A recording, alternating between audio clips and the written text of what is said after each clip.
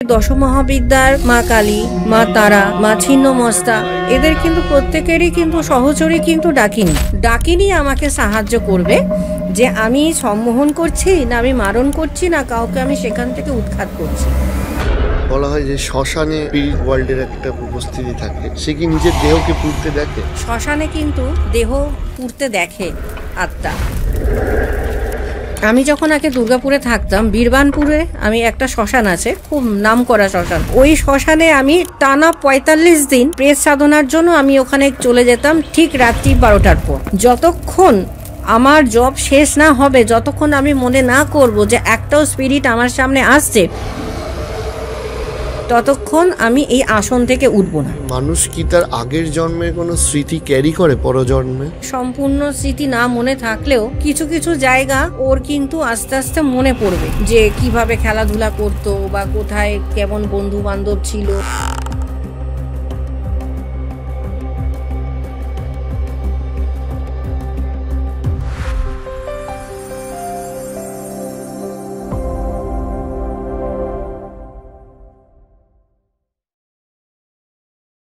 মানুষের মৃত্যুর পর আত্মা কি করে? ফার্স্টে মানুষের মৃত্যুর পরে মানুষ যখন নাকি, মৃত্যু কাকে বলে? প্রথমে বলি, মৃত্যু হচ্ছে এমন একটা জিনিস যে আত্মা যখন তার দেহ থেকে বেরিয়ে যায়, মানে দেহ থেকে যখন আত্মা যখন মুক্তি পাচ্ছে দেহ থেকে, তখন সেটাকে বলা হয় মৃত্যু, সেই দেহটাকে। আত্মা ছাড়া শরীর যেটা। এবার আত্মা কিন্তু ১ ঘন্টা পর্যন্ত তার কাছেই থাকে, বুঝতে পারে না যে সে তার শরীরে কেন আর ঢুকতে পারছে না। সে কিন্তু ওর ফিল করে, হ্যাঁ, সে কিন্তু সবটাই দেখতে পারে, তাকে দেখতে পায়, তার পরিজনদেরকে দেখতে পায়, সকলে যে কান্নাকাটি করছে তার সামনে সেগুলো আত্মা দেখতে পায়, সবটা ফিলও করে, সবটা দেখতেও পারে। ১ ঘন্টা কিন্তু মায়া ছাড়তে পারে না, যতক্ষণ ওর ১ ঘন্টা পেরিয়ে না যাচ্ছে ওই দেহর চারিপাশেই ও ঘুরতে থাকবে। ও ভাবে আমি মনে হয় আবার ঢুকতে পারবো ভিতরে। যেমন আমরা যখন নাকি রাতে ঘুমাই, অনেকে কিন্তু মাঝে মাঝে স্বপ্ন দেখি যে আমরা অমুক জায়গায় ঘুরতে যাচ্ছি, অনেক জায়গায় ঘুরতে চলে গেছি, কোনো ফুলের বাগান বা কোনো পাহাড়ে ঘুরছি বা কোনো ঝর্ণার সামনে দাঁড়িয়ে আছি। সাবকনসিয়াস মাইন্ডে এগুলো ঘটছে, মানুষের কনসিয়াস মাইন্ডে তো কখনো এগুলো আসবে না। এবার সাবকনসিয়াস মাইন্ড সেগুলো যখন আত্মার সঙ্গে দেহ যখন হ্যাবিচুয়াট কোনো রকম ঘটনা থাকবে। যেমন আমি আমার রুমটা আমি চিনি, আমার রুমের এদিকে দরজা আছে বা দরজার ওদিকে অন্য একটা আমার লিভিং রুম আছে, আমি জানি এটা। আমি যদি ঘুমিয়েও থাকি, ঘুমিয়ে তন্ত্র অবস্থাতেও কিন্তু আমি ঠিক আমার জায়গা মতন পৌঁছে যাব, কারণ আমার দেহর সাথে আমার আত্মা কিন্তু ওটা কিন্তু হ্যাবিট হয়ে গেছে জিনিসটা। তো এবার আমরা যখন নাকি ঘুমিয়ে যখন দেখি যে পাহাড়ের জায়গায় দাঁড়িয়ে আছি বা ঝর্ণার সামনে দাঁড়িয়ে আছি, কোনো একটা সময় আমরা সেটা নিয়ে চিন্তা করেছিলাম, আর তখন আমরা যখন ঘুমিয়ে পড়ি তখন কিন্তু আত্মা কিন্তু আমাদেরকে ছেড়ে কিন্তু বেরোয়। ঘুমের সময় আত্মার কিন্তু বেশিক্ষণ সময় লাগে না সেই জায়গাটা পৌঁছতে, কারণ মনের সঙ্গে আত্মা সবসময় কিন্তু কানেক্টে থাকে আমাদের। এবার যখন আত্মা তখন বেরিয়ে যায় সেই জায়গাটা দেখতে, আমরা কিন্তু ভাবি আমরা ঘুমিয়ে না জানিস তো অমুক জায়গায় চলে গেছিলাম, কিন্তু না, আমি মনে করেছিলাম, তাই আমার আত্মা সেই মনটাকে সঙ্গ দিয়েছে, সে সেই জায়গায় প্রেজেন্ট হয়ে দেখে এসছে গিয়ে। আর আমরা ভাবছি যে আমরা ঘুমিয়ে স্বপ্ন দেখছি আমরা ঝর্ণার সামনে দাঁড়িয়েছিলাম, কিন্তু এই ঘটনাটা সব সময় যখন হয়, এবার আত্মা যখন সম্পূর্ণভাবে দেহ থেকে বেরিয়ে যায়, মুক্তি পেয়ে যায়, আত্মা কিন্তু তখনও বুঝতে পারে না যে আমি আর এই দেহটার মধ্যে ঢুকতে পারবো না। ও মনে করছে যে আমি তো আবার ঢুকে যাব এই শরীরটার মধ্যে, কিন্তু ও যখন ঢুকতে পারে না তখন এই ১ ঘন্টা ওই দেহর আশেপাশেই সে ঘুরতে থাকে, ওইভাবে যে আমি আবার ঢুকে যাব, আমি আবার ঢুকে যেতে পারবো। কিন্তু যখন ঢুকতে পারে না ১ ঘন্টার পর, তখন ১ ঘন্টার পর আত্মা তাকে রিলিফ দেয় কিছু দিনের জন্য। এই ১ ঘন্টা কি সে তো নিজের দেহের চারিপাশেই ঘুরে বেড়ায়? হ্যাঁ, সেই দেহর চারিপাশে ঘোরে, আত্মীয় স্বজনদেরকেও মাঝে মাঝে যায় যে বোঝানোর জন্য যে আমি আছি, তোমরা কেন কাঁদছো, আমার শরীরটায় আমি কেন ঢুকতে পারছি না। আত্মারও অনেক কিছু বলার থাকে, কিন্তু আত্মা তো একটা শক্তি, ও তো মানুষ বুঝতে পারে না তার কথা, তাই ন্যাচারালি আমরা মৃতদেহটাকেই ধরে বসে থাকি। কিন্তু সেই ব্যক্তিটা ১ ঘন্টা পর্যন্ত কিন্তু তার আত্মাটা কিন্তু তার আশেপাশেই আছে। এরপর কি এই যে বলা হয় যে শ্মশানে স্পিরিট ওয়ার্ল্ডের একটা উপস্থিতি থাকে, সে কি নিজের দেহকে পুড়তে দেখে? হ্যাঁ, শ্মশানে কিন্তু দেহ পুড়তে দেখে আত্মা। ৭ দিনে একটা ঘাট কাজ হয় আমাদের সকলের। হিন্দুদের একটা যে ঘাট কাজের যে একটা রিচুয়াল আছে ৭ দিন, ৭ দিন কিন্তু মোটামুটি কিন্তু সেই বাড়িতে কিন্তু আত্মা কিন্তু থাকে। মানে তার রুমে সে থাকে, সে অন্যান্য লোকের সঙ্গে কথাবার্তা বলতে চায়, বোঝাতে চায়, এই জিনিসগুলো কিন্তু ও করতে চায়। কিন্তু যখন দেখে যে আর করতে পারছে না, এবার প্রত্যেকটা জিনিসে যেমন আত্মারও একটা লিমিট থাকে তার ওখানে বাড়িতে বসবাস করবার জন্য। সাধারণ মানুষ যদি হয়, যদি কোনো সাধারণ মানুষের মৃত্যু ঘটছে, যদি সেই আত্মার কোনো কামনা বাসনা না থাকে, তাহলে সেই সাধারণ মানুষের কিন্তু ৪৫ থেকে ৪৬ দিনের পর আবার কিন্তু নতুন দেহ তাকে ধারণ করতে হবে। আচ্ছা। আর যদি কোনো সাধক স্থানীয় কেউ মারা যায়, সন্ন্যাসী মারা যায়, মানে সে রিচুয়ালে অভ্যস্ত স্পিরিচুয়াল জগতে, তার কিন্তু ৮০ থেকে ৮৬ দিন লেগে যায় নতুন একটা শরীর নিতে।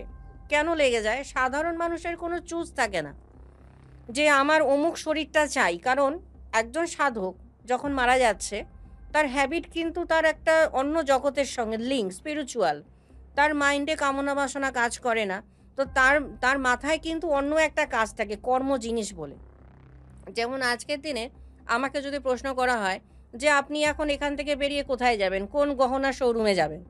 আমি বলব, "না, আমি এখান থেকে যাব উত্তরপাড়া শ্মশান বা দক্ষিণেশ্বর শ্মশান বা নিমতলা শ্মশান বা কাশীমিত্তির শ্মশান, আমি এগুলোতে যাব।" এই যে একটা একটা কি বলে আমাদের যে চিন্তাধারার যে একটা তফাৎ, এবার এই চিন্তাধারা তফাতের জন্য কি হয়, যদি সেই ব্যক্তি সাধক বা সন্ন্যাস বা কোনো রিচুয়াল মার্গের হয়, তার কিন্তু একটা চুজ অপশন থাকবে। যে আমার এমন একটা মাতৃজঠর চাই যেখানে আমি জন্ম নেব, সেই মায়ের স্পিরিচুয়ালিটি আছে। আচ্ছা। আর সাধারণ মানুষের মধ্যে কিন্তু ওগুলো থাকে না। কারণ তারা তো সারা জীবন তার নিজের কর্ম, তার ব্যস্ততা কাটিয়ে দিচ্ছে। তার জন্মের মানে কিভাবে জন্ম নেবে, কোন মাতৃজঠরে জন্ম নেবে, তাদের কাছে কোনো চুজ থাকে না, অপশন থাকে না। যার জন্য তাদের জন্মটা খুব তাড়াতাড়ি হয়ে যায় ৪০ থেকে ৪৬ দিনের মধ্যে। আর সাধক যারা ব্যক্তি তারা তো চুজ করবে যে আমার যে মা, আমি যার মাতৃজঠরে যাব, তার স্পিরিচুয়াল একটা পরিবেশ হতে হবে। কারণ আমার তো জন্মের পর তো আমার সেই পরিবেশটা চাই, যাতে আমি পুজো পাঠ করতে পারি। হ্যাঁ, এমন যদি কারো কোনো মাকে পেয়ে গেলাম যে কখনো কোনোদিনও ঠাকুরকে একটা ফুলও দিচ্ছে না। তো অবভিয়াসলি সেই বাড়িতে কোনো রকম মানে স্পিরিচুয়াল কোনো ঠাকুর দেবতার কোনো পুজো পাঠের কোনো অপশন থাকবে না। তাহলে আমি জন্ম নিয়ে সেই বাড়িতে কি করব? আমি তো পুজো পাঠ করতে পারব না। আমার তো কেউ আমাকে বাধা দেবে যে এটা আবার কি করছে এ। তো যার জন্য সে কিন্তু খুঁজতে থাকবে তার মতন একটা বাড়ি, তার মতন একটা পরিবেশ। যার জন্য তার তার ক্ষেত্রে ৮০ থেকে ৮৬ দিন লেগে যায় একটা জন্মগ্রহণ করতে।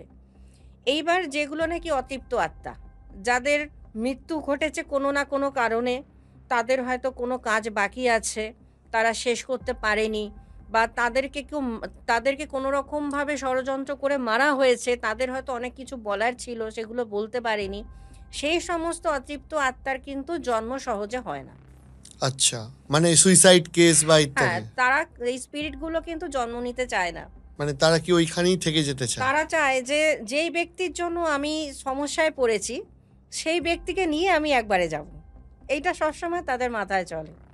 যে আমার মৃত্যু যখন এই ব্যক্তির জন্য হয়েছে, আমার যখন কামনা বাসনা বাকি আছে আমি পূরণ করতে পারিনি বা আমার মৃত্যুর আগে আমার যা আমার চিন্তা এসছিল আমি আমার বাড়ির লোককে বলতে পারিনি, তাহলে এই লোকটিকে আমি আমার সাথে নিয়ে যাব। এইটা একটা তাদের একটা টেনডেন্সি থাকে। যার জন্য আজকালকার দিনে কি হয়, দেখবেন যে অনেক পরিত্যক্ত বাড়ি থাকে। অনেক পরিত্যক্ত বাড়ি থাকে। এইবার আমরা কিন্তু মনে করি যে আমাদের এই সমাজে যে ভূত বলে কিছু নেই। অনেকে আছে যে ভূত আবার কি? এগুলো তো উল্টোপাল্টা কথাবার্তা। হুম। কেউ বলে ভাওতাবাজি। হ্যাঁ? কেউ কেউ ভূতের গল্প বলে ভাওতাবাজি কথাবার্তা বলছে বসে, বসে। কিন্তু আজকের দিনে দাঁড়িয়ে বেশি স্পিরিচুয়াল কেস আমি হ্যান্ডেল করি। কারণ এখনকার দিনে দেখছি বেশি এই ভৌতিক ব্যাপার বেড়ে গেছে চারিদিকে। এই যে পরিত্যক্ত বাড়িগুলো, সেখানে কি হচ্ছে? সেখানে তো কেউ লোকজন বাস করে না। তাহলে বাস করে না বলে কিন্তু এমন কোনো জিনিস হয় না, অবভিয়াসলি কেউ না কেউ বাস করবে। সেই বাড়িটাকে ঘিরে প্রচুর কীটপতঙ্গ বেড়ে ওঠে। সেই পরিত্যক্ত বাড়িটাকে ঘিরে অনেক উদ্ভিদ বেড়ে ওঠে, চারা গাছ দেখবেন, অশ্বত্থ গাছ, বট গাছ, চারা বেরোয় অটোমেটিক। সেখানে কিন্তু এই আত্মাদেরও কিন্তু বসবাসের স্থান হয়, ফাঁকা বাড়ি হলো। ফাঁকা বাড়ি। কারণ তারা অনায়াসে সেখানে মুক্ত পরিবেশে ঘুরে বেড়াচ্ছে, বিচরণ করছে, কেউ তাদেরকে বলার নেই। এইবার এখন তো ফ্ল্যাট বাড়ি হচ্ছে চারিদিকে, প্রমোটারকে দিয়ে দিচ্ছে সেই বাড়ির মালিক, ভুতুরে কারবার, আমি আর পারছি না নিতে, প্রমোটারকে দিয়ে দাও, ফ্ল্যাট হোক, তাতে আমি কিছু পয়সাও পাবো। প্রমোটারও দেখছে একে কম দিতে হবে, এ ভূতের জ্বালায় পাচ্ছে না, একটা কিছু ধরিয়ে দেবো হাতে। প্রমোটারও বড় বড় ফ্ল্যাট তুলছে সেখানে, এবার ফ্ল্যাট তুলে দিচ্ছে। এবার দেখা যাচ্ছে সেখানে সেখানে এই ধরনের ভৌতিক ঘটনাগুলো তাদের লাইফের সাথে জড়িয়েই যাচ্ছে কম বেশি। এরকম প্রচুর ঘটনা আছে। এই কিছুদিন আগে আমি গেছিলাম বাঁশদ্রোণীতে, কলকাতা বাঁশদ্রোণীতে একটা ফ্ল্যাটে কাজ করতেই গেছিলাম স্পিরিট রিমুভের জন্য। মানে এই যে স্পিরিট রিমুভের যে ঘটনাগুলো, এগুলো আপনাদের কাছে ফোন আসে, তারপর আপনারা সেগুলো দেখতে চান। হ্যাঁ, বাঁশদ্রোণীতে ইনসিডেন্টটা কি ছিল? বাঁশদ্রোণীতে যে ইনসিডেন্ট ছিল সেটা কিন্তু শুধু স্পিরিটকে ঘিরে নয়। খুব কম বয়সের একটি মেয়ে, তার যেরকম সাধারণ বাড়িতে পরিবার থাকে সেরকম তার হাজব্যান্ড আছে, তার একটি ছোট মেয়ে আছে। তো ওর বাড়িতে যখন ও আমার কাছে এসেছিল দক্ষিণেশ্বরের চেম্বারে প্রথমে দেখাতে, কারণ অনেককে ওর বাড়িতে পুজো আশ্রা করিয়েছিল কিন্তু ঠিক করতে পারিনি ওর বাড়ি। বাড়ি না ফ্ল্যাট? ওই ফ্ল্যাট আর কি, ওই ওর নির্দিষ্ট যে ফ্ল্যাট, হ্যাঁ, যেই ঘরটায় থাকে 2 BHK ওর ফ্ল্যাট। তো অনেককে নিয়ে গেছিল, তারা কোনো রকম ঠিক করতে পারেনি। তো গত মাসে আমি ওর ফ্ল্যাটে গেছিলাম কাজ করতে। তো রাত্রিবেলা হলে প্রচুর মানে বাসনপত্র পড়ে যাওয়া থেকে শুরু করে রীতিমতন বলছে কেউ লাফায়, বলছে পুরো ঘর জুড়ে লাফাতে থাকে, কখনো সোফায় কখনো ইয়েতে, বলে রীতিমতন আওয়াজ পাই। আমাকে বলছে মা আমি আওয়াজ পাই, বলছে আমার ঘুম হয় না, আমার মেয়ে যদি কখনো বাথরুমে যায় একা একা, বলছে মেয়ের ভয়তে আমিও ঘুমাই না, এখন জেগেই কাটাই। এইবার অফিসে যখন যাই তখন অফিসে স্বাভাবিকভাবে কাজ করতে পারি না, তখন ঘুম পায়, প্রচুর কাজ পেন্ডিং হয়ে যাচ্ছে, এর জন্য আমার কাজেরও প্রচুর সমস্যা আসছে আস্তে আস্তে। তো এইভাবে তো চলতে পারে না, অনেককে এনেছি আমার বাড়িতে, কেউ স্পিরিট রিমুভ করতে পারেনি। তো আছে তাহলে আমি যে রিমুভ করতে পারবো তার কি গ্যারান্টি আছে? আমি যে রিমুভ করতে পারবোই তার কি গ্যারান্টি আছে? বলছে না আমি তো আপনার অনেক পডকাস্ট দেখি বা আপনার সমস্ত পেজগুলো দেখি, আপনি তো তাদের কানেক্ট করেন, আপনি নিশ্চয়ই কিছু না কিছু একটা সলিউশন একটা বার করবেন। আচ্ছা ঠিক আছে, তাহলে দেখা যাক, তোমার বাড়িতে যাব। তো আমি তো দেখো এমনি ফাঁকা দেখতে যেতে পারবো না, আমি যদি যাই আমি কাজ করতেই যাব, কাজ করতে করতে আমি যা কি সমস্যা হয়েছে না হয়েছে আমি দেখতে যাব। হ্যাঁ, একবারে কাজ করতে করতে দেখে নেব তারা স্পিরিট কেন এসছে, কি ব্যাপার, সেটা আমি তখন গিয়ে দেখব। কাজ করে এসছে যখন স্পিরিট রিমুভ হয়ে গেছে, সেই ফ্ল্যাটের সমস্যা ছিল, ওই ফ্ল্যাট কেনার পর থেকেই ও সমস্যায় ভুগছে, মানে ওইখানে স্পিরিটটা থাকতো। হ্যাঁ, ওই মানে বলছে আমরা যখন নাকি গৃহপ্রবেশ করেছি, গৃহপ্রবেশের পরে থেকেই ওর বাড়িতে সমস্যা শুরু হয়ে গেছে ওই বাড়িতে। তো এটা তো মা ফ্ল্যাট কেনার থেকে হয়েছে, এবার স্বাভাবিক এখন যা ফ্ল্যাটের দাম, দুম করে আমি আরেকটা জায়গায় শিফটিং হয়ে যাব সেটাও সম্ভব না। ওর বাড়িতে যখন নাকি কাজ করে উঠেছি, ওঠার পর বাড়িতে আসলাম, আর স্পিরিট তোমার কিন্তু বাড়িতে নেই, তুমি যেই ভয় পাচ্ছ, তোমার বাড়িতে সমস্যাটা অন্য জায়গায়। বলছে এই রে আবার তাহলে কি সমস্যা, স্পিরিট নেই যখন তাহলে সমস্যাটা কেন? আজ তোমার বাড়ির সমস্যা, ওর বাড়িতে আমি যখন যাই দেখি এখনকার দিনে ফ্ল্যাটে তো যেখানে সেখানে ঠাকুরের ছোট ছোট মন্দির করে দিচ্ছে সবাই, বলছে এটা প্রমোটার এটা তৈরি করা, এবার এটাকে আমি ভেঙে যে অন্য জায়গায় করব তার আর কোনো অপশন নেই না। তো ওর বাড়িতে মা কালী এমন একটা জায়গায় বসিয়েছে, বায়ুকোণে মা কালী মুখ করে বসে আছে। হ্যাঁ, এইবার ওর নাকি আগের যে গুরু ছিল সে বলেছে যে ও কোনো ব্রাহ্মণ ডাকতে হবে না, আমি নিয়মাবলী পাঠিয়ে দিচ্ছি, তুই ওটা দেখে দেখে মাকে পুজো করে নিবি, তোর বাড়িতে মা প্রতিষ্ঠিত হয়ে যাবে। বলছে যে বাহ, তারপর বলছে আমি ওই নিয়মাবলী দেখে দেখে আমি মাকে প্রতিষ্ঠা করে নিয়েছি। তারপর থেকে দেখছি আরও সমস্যা বেড়ে গেছে। আজ তোমার বাড়িতে তো স্পিরিটের সমস্যা না, তোমার বাড়িতে এই যে তুমি পাকামি মেরে একা একা যে নিয়মাবলী পালন করে যে তুমি মা কালীকে যে প্রতিষ্ঠা করতে চেয়েছো, মা কালীর সাথে তো তা অনেক সহচরী থাকে, ডাকিনী থাকে, যক্ষিণী থাকে, আরো কত কিছু থাকে, তোমার বাড়িতে তো দেবতার বদলে উপদেবতা চলে এসছে। তো এই যে এবার যে উপদেবতারা তোমার বাড়িতে গন্ডগোলগুলো করছে, এটা তো স্পিরিটের সাথে তো কোনো লিঙ্ক নেই। তাহলে এবার তোমাকে যেটা করতে হবে, ভালো করে মা কালীকে ভালো কোনো ব্রাহ্মণকে দিয়ে তুমি এটা স্থাপন করো, সঠিকভাবে সঠিকভাবে করো। বলছে না মা, আমি আর কোনো ব্রাহ্মণকে ডাকবো না, যা করার আপনি এসে করে দেবেন, ডাকিনী যক্ষিণী যা আছে আপনি ওগুলোকে রিমুভ করুন। তো এখনকার দিনে এই প্রমোটার যে মানে ফ্ল্যাটগুলো বানাচ্ছে, ফ্ল্যাট কালচারে কিন্তু এখন সমস্যাগুলো অনেক বেশি বেড়ে গেছে স্পিরিটে। তাহলে এই সূত্র ধরেই আপনাকে জিজ্ঞাসা করবো, সেটা হচ্ছে এই যে আমরা শুনি ডাকিনী বিদ্যা, এই ডাকিনী বিদ্যা ব্যাপারটা কি? ডাকিনী বিদ্যাকে বলা হয় এক প্রকার ইন্দ্রজাল। কারণ আচ্ছা, এই বিদ্যাটা মানে অসম্ভবকে সম্ভব করা। যেমন মানুষের কোনো এনার্জি আর নেগেটিভ কোনো এনার্জি যদি বলা হয়, হিসাব মতো নেগেটিভ এনার্জির শক্তি অনেক বেশি থাকে। আমরা বলি যে পজিটিভ এনার্জির শক্তি অনেক বেশি, কিন্তু পজিটিভের থেকে নেগেটিভের শক্তি অনেক বেশি পজিটিভের থেকে। তো ডাকিনী বিদ্যাটা অ্যাকচুয়াল অ্যাপ্লাই করা হয় কিন্তু নেগেটিভের জন্য বেশি। কারণ এই ধরনের বিদ্যা যদি বলা হয় চর্চা করা বা সাধনা করা, এই ধরনের বিদ্যা চর্চা করতে গেলে বা সাধনা করতে গেলে যেটা লাগবে সেটা হচ্ছে তার মধ্যে প্রচুর মানে মানসিক শক্তি, মানে যেটাকে বলা হয় যে ভয় না পাওয়া, দুঃসাহসিকতা চাই এই বিদ্যাটাকে যদি চর্চা করতে হয়। আর ডাকিনী বিদ্যা হচ্ছে ডাকিনী থেকে বলা হয় ডাইনি, ডাকিনী থেকে এসছে ডাইনি। ডাকিনী কেন? ডাকিনী যদি বলা হয়, এই ডাকিনী বিদ্যা কিন্তু খুব বেশি চর্চা হয় পাহাড়ি উপত্যকাগুলোতে। যেমন বুদ্ধিস্টদের মধ্যে খুব চর্চা হয়, খ্রিস্টানদের মধ্যে খুব চর্চা হয়।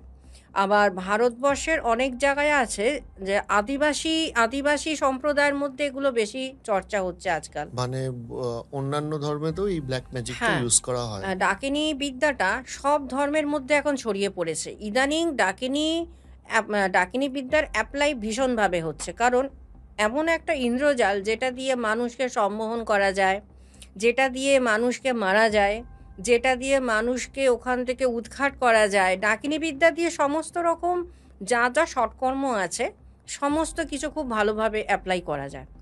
কিন্তু এবার ডাকিনী বিদ্যাটা কিন্তু আবার অনেকে চর্চা করে পজিটিভ এনার্জির জন্য। যেমন বুদ্ধিস্টদের মধ্যে অনেকে আছে বজ্র ডাকিনীর চর্চা করে, সেটা চর্চা করে তার জ্ঞানের জন্য, জ্ঞানকে বাড়ানোর জন্য। আবার কেউ চর্চা করে ডাকিনী বিদ্যাকে, মানে সে নিজেকে তখন বলে আমি ডাইনি, কারণ এগুলো মহিলাদের মধ্যে বেশি দেখা যায়।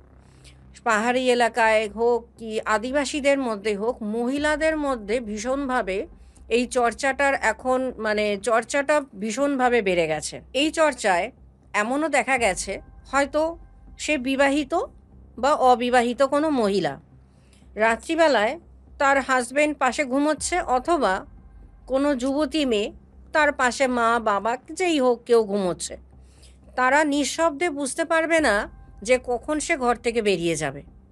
কারণ ডাকিনী বিদ্যায় কি হয়, সম্মোহন ক্রিয়া আগে অ্যাপ্লাই।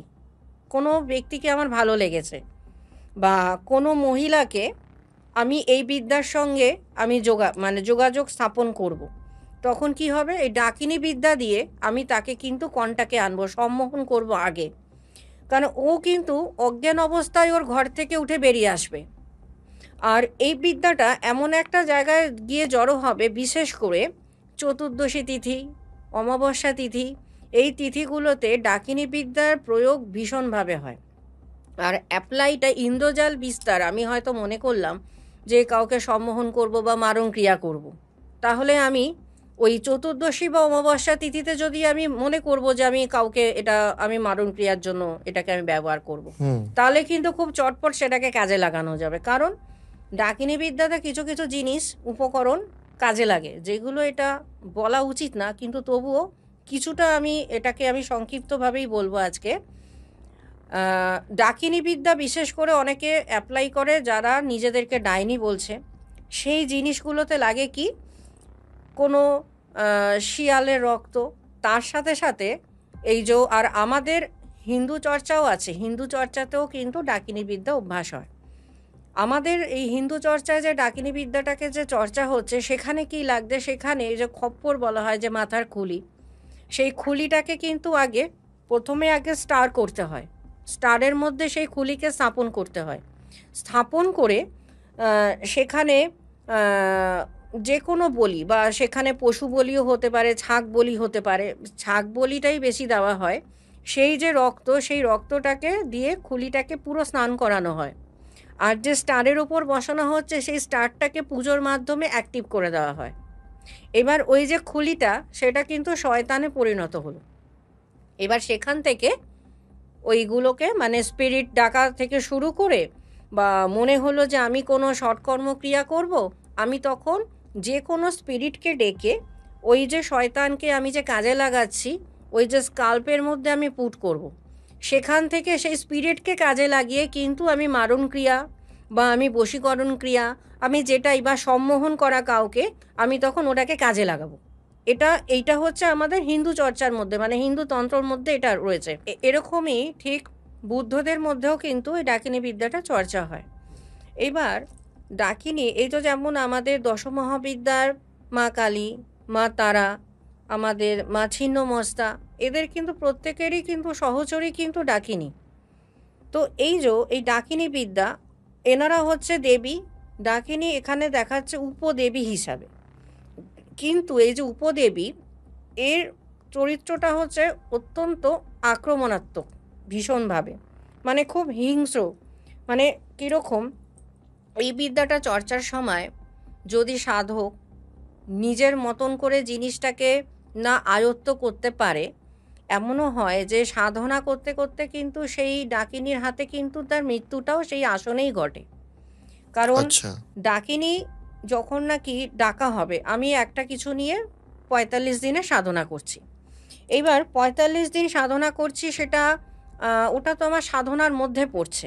যে কোনো সাধনা ২১ দিন থেকে ৪৫ দিনের মতন সময় লেগে যায়। যদি ২১ দিনে আমার সাধনাটা কমপ্লিট না হলো, তাহলে কিন্তু সেই সাধনাটাকে ৪৫ দিনে আমাকে কন্টিনিউ চালিয়ে যেতে হবে। যদি কোনো কারণে হয়তো আমি ডাকিনী সাধনাই করতে বসেছি, কারণ এটা উপদেবী। এবার এই সাধনা যখন করছি চলাকালীন দেখা গেল ২১ দিনে আমার কাছে আ ডাকিনী, যে আমি যে যেই আমি যাকে সাধনা করছি, মানে যাকে আমি পাওয়ার চেষ্টা করছি এনার্জিটাকে, যদি সে আমার সঙ্গে এসে রপ্ত হয়ে গেল, তাহলে কিন্তু আমার কাজ খুব ইজি, যে কোনো কাজ। মানে ইন্দ্রজাল বিস্তারের জন্য যে কোনো বিদ্যায় আমি পারদর্শী তখন ডাকিনীর জন্য। কারণ সে আমাকে সহায়তা করবে। কারণ যখন কোনো মারণক্রিয়া করতে বসা হয় কোনো শ্মশান চত্বরে, কোনো দেবী কিন্তু স্বয়ং নিজে আসেন না। মারণক্রিয়ার জন্য কিন্তু কোনো দেবী কিন্তু অনুমতি প্রদান করেন না। অনুমতি প্রদান করেন হচ্ছে ডাকিনী, তার সহচরী। কারণ এই ক্রিয়াটা ঘটানোর জন্য ডাকিনী আমাকে সাহায্য করবে, যে আমি সম্মোহন করছি না আমি মারণ করছি না কাউকে আমি সেখান থেকে উৎখাত করছি। আমরা সকলে জানি যে মহাদেবকে বলা হয় ভূতনাথ। হুম। উনি ওনার যে সহচর, সে হচ্ছে ডাক। ডাক মানে হচ্ছে পিশাচ। এই ডাকের স্ত্রীলিঙ্গ হচ্ছে ডাকিনী। তারা হচ্ছে আবার দশমহাবিদ্যা মায়ের বিভিন্ন রূপের সহচরী। তো এই ডাকিনী বিদ্যা যখন নাকি অভ্যাস করা হয়, তখন নীরবতা বা কোনো রকম নির্জন জায়গা বা শ্মশান, এগুলো তো উত্তম স্থান ডাকিনী সাধনার জন্য। এবার কোনো গৃহী যদি মনে করে যে আমি বাড়িতে বসে এখন ডাকিনী বিদ্যা অভ্যাস করব, সেখানে তো তারও মৃত্যু, তার পরিবারেও সেখানে মৃত্যু, সেখানে অনিবার্য হবে। মানে কারণ এগুলো যখন তখন করা উচিত না। না, ডাকিনী বিদ্যা তো এগুলো উপদেবী। এবার এই ধরনের বিদ্যা তখন আমি করতে পারবো যখন আমার শ্মশানের সংস্কার থাকবে। শ্মশানের সংস্কার মানে কি, যেমন সেই সাধক প্রেত সাধনা করেছে বা শ্মশান সাধনা করেছে, এই ভিত্তিক সাধনা কিন্তু সেই সাধকের কিন্তু হওয়া উচিত। তাহলে আপনি আমাকে একটা কথা বলুন, এই যে যারা তান্ত্রিক আছে তারা কিভাবে এই আত্মার সাথে কানেক্টটা করে? সমস্ত তান্ত্রিক কিন্তু আত্মার সঙ্গে কানেক্ট করতে পারে না। যদি কোনো তান্ত্রিক বলে থাকে, মানে যদি সে বামাচারী হয়, বামাচারী পর্যন্ত তার স্টেজ থাকে, সে কিন্তু কখনো আত্মার কানেকশানে আসতে পারে না। কারণ বামাচারী ততক্ষণ সে দশমহাবিদ্যার আরাধনা করবেন। দশমহাবিদ্যার আরাধনা এক জিনিস, শ্মশানের সংস্কারের পর আমি যখন কোনো স্পিরিটকে যখন আমি আমার কানেকশানে আসছি, তখন কিন্তু সে বামাচার থেকে তাকে কিন্তু শৈবাচারে যেতে হবে। যখন শৈবাচারে যাবে, শৈবাচার হলেই কিন্তু সে সক্ষম আত্মার সঙ্গে কানেকশান স্থাপন করা। কারণ শৈবাচার মানে কি, শিবের যে এই যে বললাম যে শিবের সহচর ডাক, তো ভূত পেত পিশাচ এগুলো নিয়ে শিবকে যার জন্য ভূতনাথ বলছে। তো শৈবাচার মানে কি, তার শ্মশানটা তার দখলে, মানে শ্মশানের সংস্কার গুরু তাকে অনুমোদন দান করলো যে তুমি এখন থেকে শ্মশানের সংস্কার পেলে। এবার শ্মশানের সংস্কার যখন থাকবে তখন সে ডাকিনী বিদ্যা, যক্ষিণী বিদ্যা, এই ধরনের যে কোনো বিদ্যা সে কিন্তু তখন সাধনায় কিন্তু বসতে পারে। বা এইগুলো না করলে কিন্তু আমি সরাসরি যদি মনে করি কোনো আত্মাকে ডাকবো বা আত্মা আমার সাথে কানেকশান করবে, সেটা কখনোই সম্ভব না। যদি কোনো তান্ত্রিক বলে যে আমি আত্মাকে কানেক্ট করছি, যদি সে শৈবাচারে না থাকে বা এই ধরনের সাধনা না করে থাকে, সে কিন্তু কখনো কিন্তু আত্মার সঙ্গে কানেকশানে আসতে পারে না। কারণ প্রেত সাধনা, শ্মশান সাধনা এটা অবশ্যই তাকে করতে হবে, এটা জানতে হবে। সে যখন দীর্ঘদিন ধরে শ্মশান সাধনায় ব্যস্ত থাকবে, সে যখন প্রেত সাধনা করবে, তখন কিন্তু অটোমেটিক তার স্পিরিটের সঙ্গে একটা কানেকশান স্থাপন হবে। সে তখন অটোমেটিক যে কোনো জায়গায় স্পিরিট যদি মনে করে যে এখান দিয়ে এখন উনি যাচ্ছে, স্পিরিট যদি মনে করে যে আমি এনার কানেকশানে আসবো, একটা স্পিরিটও আসতে পারে। বা সে যদি মনে করে যে আমি স্পিরিটের কানেকশানে আসবো, সে কিন্তু স্পিরিটকে ডেকে তার কানেকশানে আনতে পারে। ওকে, এবার ধরুন এই যারা অঘোরাচার, আপনি যেটা বললেন যে অঘোরাচার, এর মাধ্যমে যখন স্পিরিটের সাথে কানেকশন হয়, তখন কি স্পিরিটের সাথে একটা কথোপকথন হয়? হ্যাঁ, অঘোরাচার মানে শৈবাচার। শৈবাচারে সে যখন যাচ্ছে তখন অঘোরাচারে যাচ্ছে, মানে তার কোনো আর সংস্কারের বাঁধন থাকলো না। মানে আমার পরিবারের কোনো রিচুয়াল আর নেই আমার কাছে, মানে কেউ মারা গেলেও আমার কোনো বাধ্যকতা নেই যে আমাকে পালন করতে হবে, বা কেউ জন্মগ্রহণ করলো কোনো ওষুধ আর আমার মধ্যে নেই। আমার তখন শ্মশান আর আমার তখন গৃহ আমার কাছে এক। গৃহ তখন আমার শ্মশানের তুল্য, আবার শ্মশানে যদি মনে করি এটাই আমার গৃহ, শ্মশান তখন আমার গৃহের তুল্য। তো এই জায়গাটা যতক্ষণ না আসছে সাধক, ততক্ষণ কিন্তু তার অঘোরাচারে সে পুরোপুরি যেতে পারবে না। এবার অঘোরাচার হয়ে গেল, শ্মশানের সংস্কার হয়ে গেল, তখন কি হয়, যখন নাকি প্রেত সাধনা হয়ে যাবে, তখন অটোমেটিক প্রেত তার সামনে আসা শুরু করবে, অটোমেটিক। যেমন আমি যখন আগে দুর্গাপুরে থাকতাম, বীরবানপুরে আমি একটা শ্মশান আছে, খুব নামকরা শ্মশান, দুর্গাপুরের সবথেকে বড় শ্মশান। তো ওই শ্মশানে আমি টানা ৪৫ দিন আমি ওখানে এই প্রেত সাধনার জন্য আমি ওখানে চলে যেতাম ঠিক রাত্রি ১২টার পর। এটা আমার রোজকার ডেলি রিটুনে ছিল যে ১২টার পর আমি ওখানে যাব। যতক্ষণ আমার জব শেষ না হবে, যতক্ষণ আমি মনে না করব যে একটাও স্পিরিট আমার সামনে আসছে, ততক্ষণ আমি এই আসন থেকে উঠব না। তো এইটা যখন আমার অভ্যাসে হয়ে যাবে, সাধনাটা যখন আমার কমপ্লিট হয়ে গেল, তখন অটোমেটিক কিন্তু মানে যে কোনো স্পিরিট আমার সঙ্গে দেখা করতে আসবে। কারণ তারা কিন্তু এসে তাদের কথা বলবে। যেমন যখন নাকি ৪৫ দিন হয়ে গেল, ৪৫ দিনের পর আমি যখন শ্মশানে ঢুকতাম, অটোমেটিক কী হতো, হয়তো ৮ ঘন্টা আগে কোনো বডি পুড়েছে বা হয়তো ১ ঘন্টা আগে কোনো বডি পুড়েছে, সেই সমস্ত আত্মাগুলো সমস্ত এসে কানেকশানে আসতো। মানে শ্মশানের দরজা দিয়ে যখন ঢুকছি, আমি প্রত্যেককে মোটামুটি ওখানে দেখতে পাচ্ছি যে সব ওখানে ভিড় করে দাঁড়িয়ে আছে। সে ফিল করতে পারছি? হ্যাঁ, আমি ফিল না, আমি দেখতেই পেতাম যে সব আছে এখানে। আত্মা কেমন দেখতে হয়? আত্মার তো নির্দিষ্ট কোনো মানে রূপ থাকে না, তার একটা অবয়ব থাকে। যেমন ধরুন একটা কোনো মানুষকে আমি হেজিভাবে দেখতে চাইছি, মানে একটা মানুষের ছবিকে যদি আমি হেজি করে দিই, তখন জিনিসটা কেমন হবে, আত্মার কিন্তু ঠিক ওরকম অবয়ব। আচ্ছা, মানে তারা কিন্তু মানে এমন না যে একটা মানুষের রূপ নিয়ে হঠাৎ করে আমার কাছে চলে আসলো। আবার তারা যদি মনে করে যে আমি কোনো রূপে আমি কারো কাছে প্রেজেন্ট হব, সে কিন্তু তখন সেই রূপে আসতে পারে। তবে নো ডাউট সেই আত্মা কিন্তু তার মানে মারা যাওয়ার আগে কোনো রকম রিচুয়ালে সে ছিল, মানে খুব মানে কি পাওয়ারফুল সে, তবেই সে ওই রূপটা নিতে পারে। তবেই সে যে কোনো রূপ ধারণ করতে পারে। এরকম আছে, মানে এমন না যে অনেকে বলবে যে আত্মা আবার কখনো মানুষের মতন হতে পারে কিনা, একদম হতে পারে। যে তার পরিবারে যে কোনো রূপে আত্মা আসতে পারে, যে কোনো রূপ নিয়ে আসতে পারে আত্মা, যদি সেই আত্মাটা পাওয়ারফুল হয়। এইবার তার মধ্যে যারা নাকি সাধারণ, যাদের নাকি বডি মানে পুড়েছে, তারা তো সাধারণ, তারা তো জানে না কারো রূপ নিতে। তাদেরকে ওরকম অবয়বের মতন দেখবো। তখন কোনো মহিলা যদি মারা যায়, তখন মহিলার অবয়বটা আমার কাছে এসে উপস্থিত হবে। কোনো বৃদ্ধ যদি মারা গেছে, তো বৃদ্ধের একটা অবয়ব আমার কাছে উপস্থিত হবে।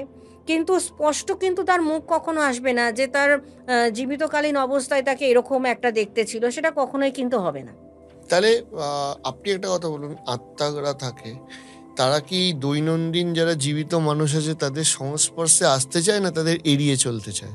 যদি সেই আত্মা মারা যাওয়ার পরে তার কিছু কামনা বাসনা রয়ে গেছে, তাহলে কিন্তু সেই আত্মা সবসময় চাইবে কোনো বডি। কারণ সূক্ষ্ম শরীর নিয়ে ঘুরছে, তার মানে তার যে চাওয়া পাওয়া ছিল সেগুলো সে কন্টিনিউ করতে পারেনি, সে তখন কিন্তু কোনো স্থূল শরীর চাইবে, যে সেই শরীরটাকে উপলক্ষ করে সমস্ত কাজ করবে। তো এরকম তো আজকালকার দিনে তো প্রচুর আছে, যে এই যে যেমন ভূতে ধরা কেসগুলো, স্পিরিট রিমুভের কেসগুলো, সবই তো এরকম।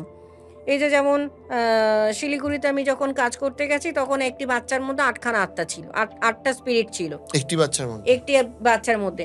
তার মধ্যে 3টে ছিল অধর্মী, মানে অন্য ধর্মের। একজন ছিল মুসলিম, একজন ছিল মানে নন বেঙ্গলি, একজন ছিল সাউথ ইন্ডিয়ান, বাদ বাকি কিন্তু হিন্দু ছিল 8জনের মধ্যে।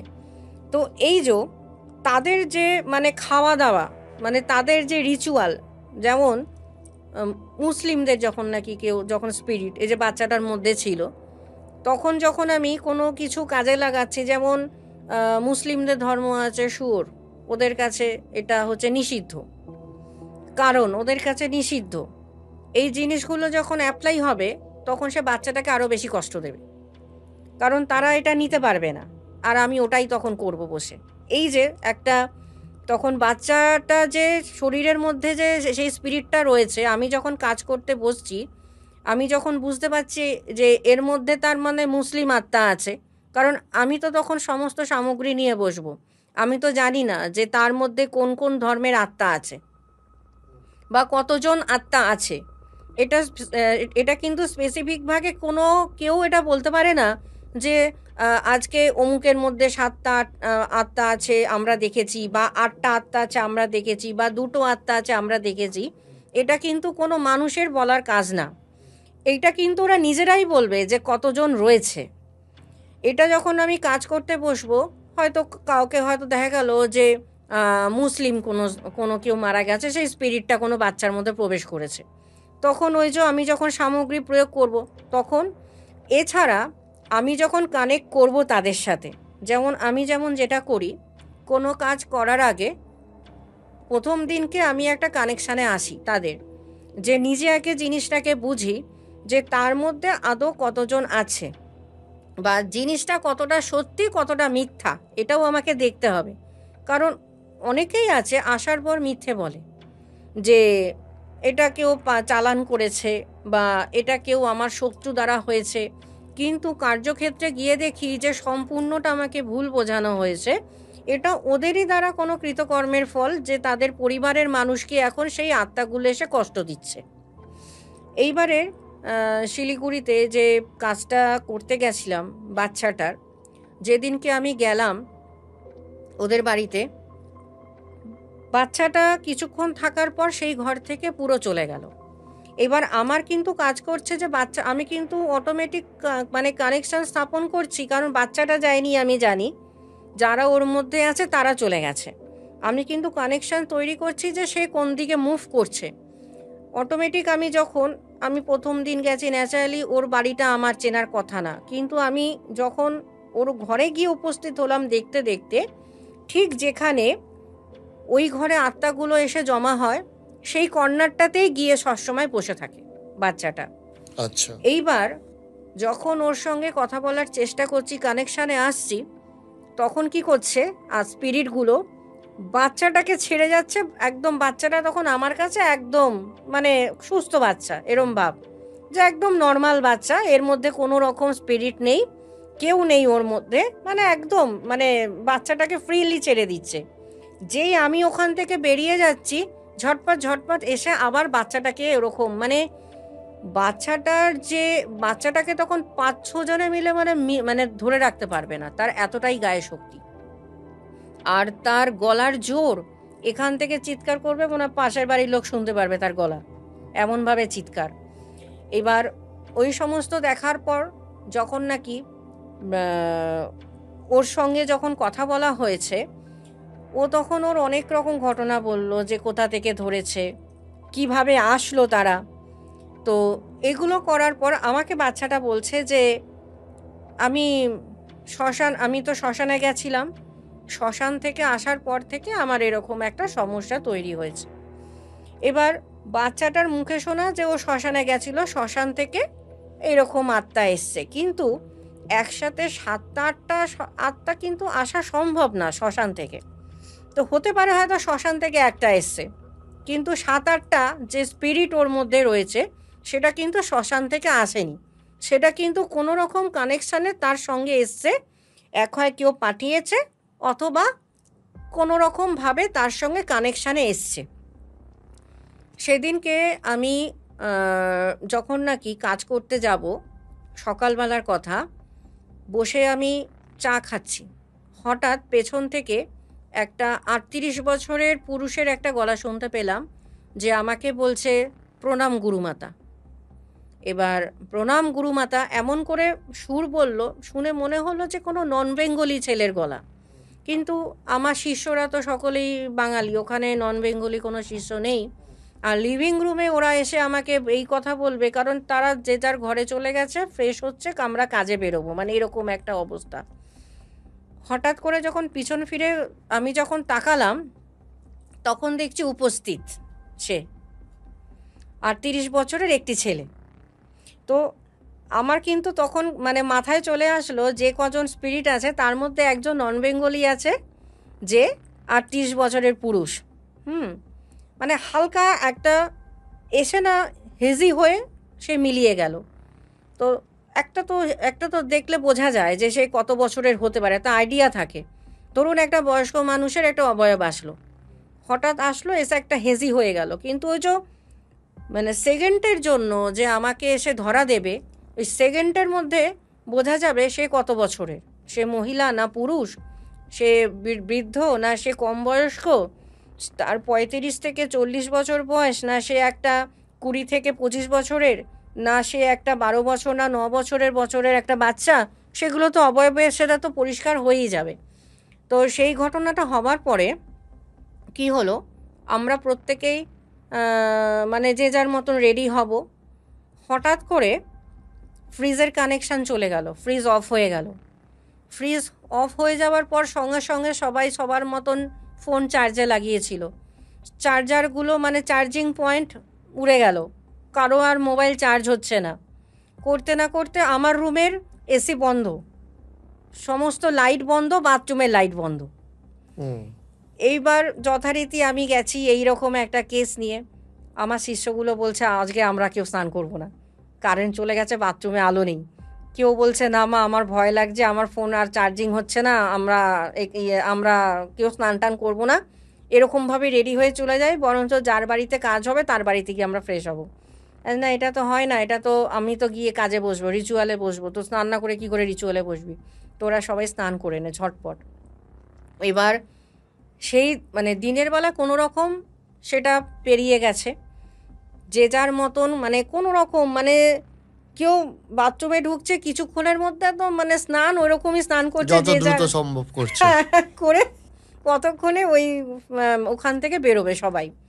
বেরিয়ে গেলাম বাচ্চাটার বাড়িতে। তারপরে তো ওই ঘটনা, বাচ্চাটা আসলো কিছুক্ষণের মধ্যে, উধাও বাচ্চাটা রুমে গিয়ে দেখলাম যেখানে স্পিরিটরা জমা হয় সেখানে যথারীতি সেখানে সেও।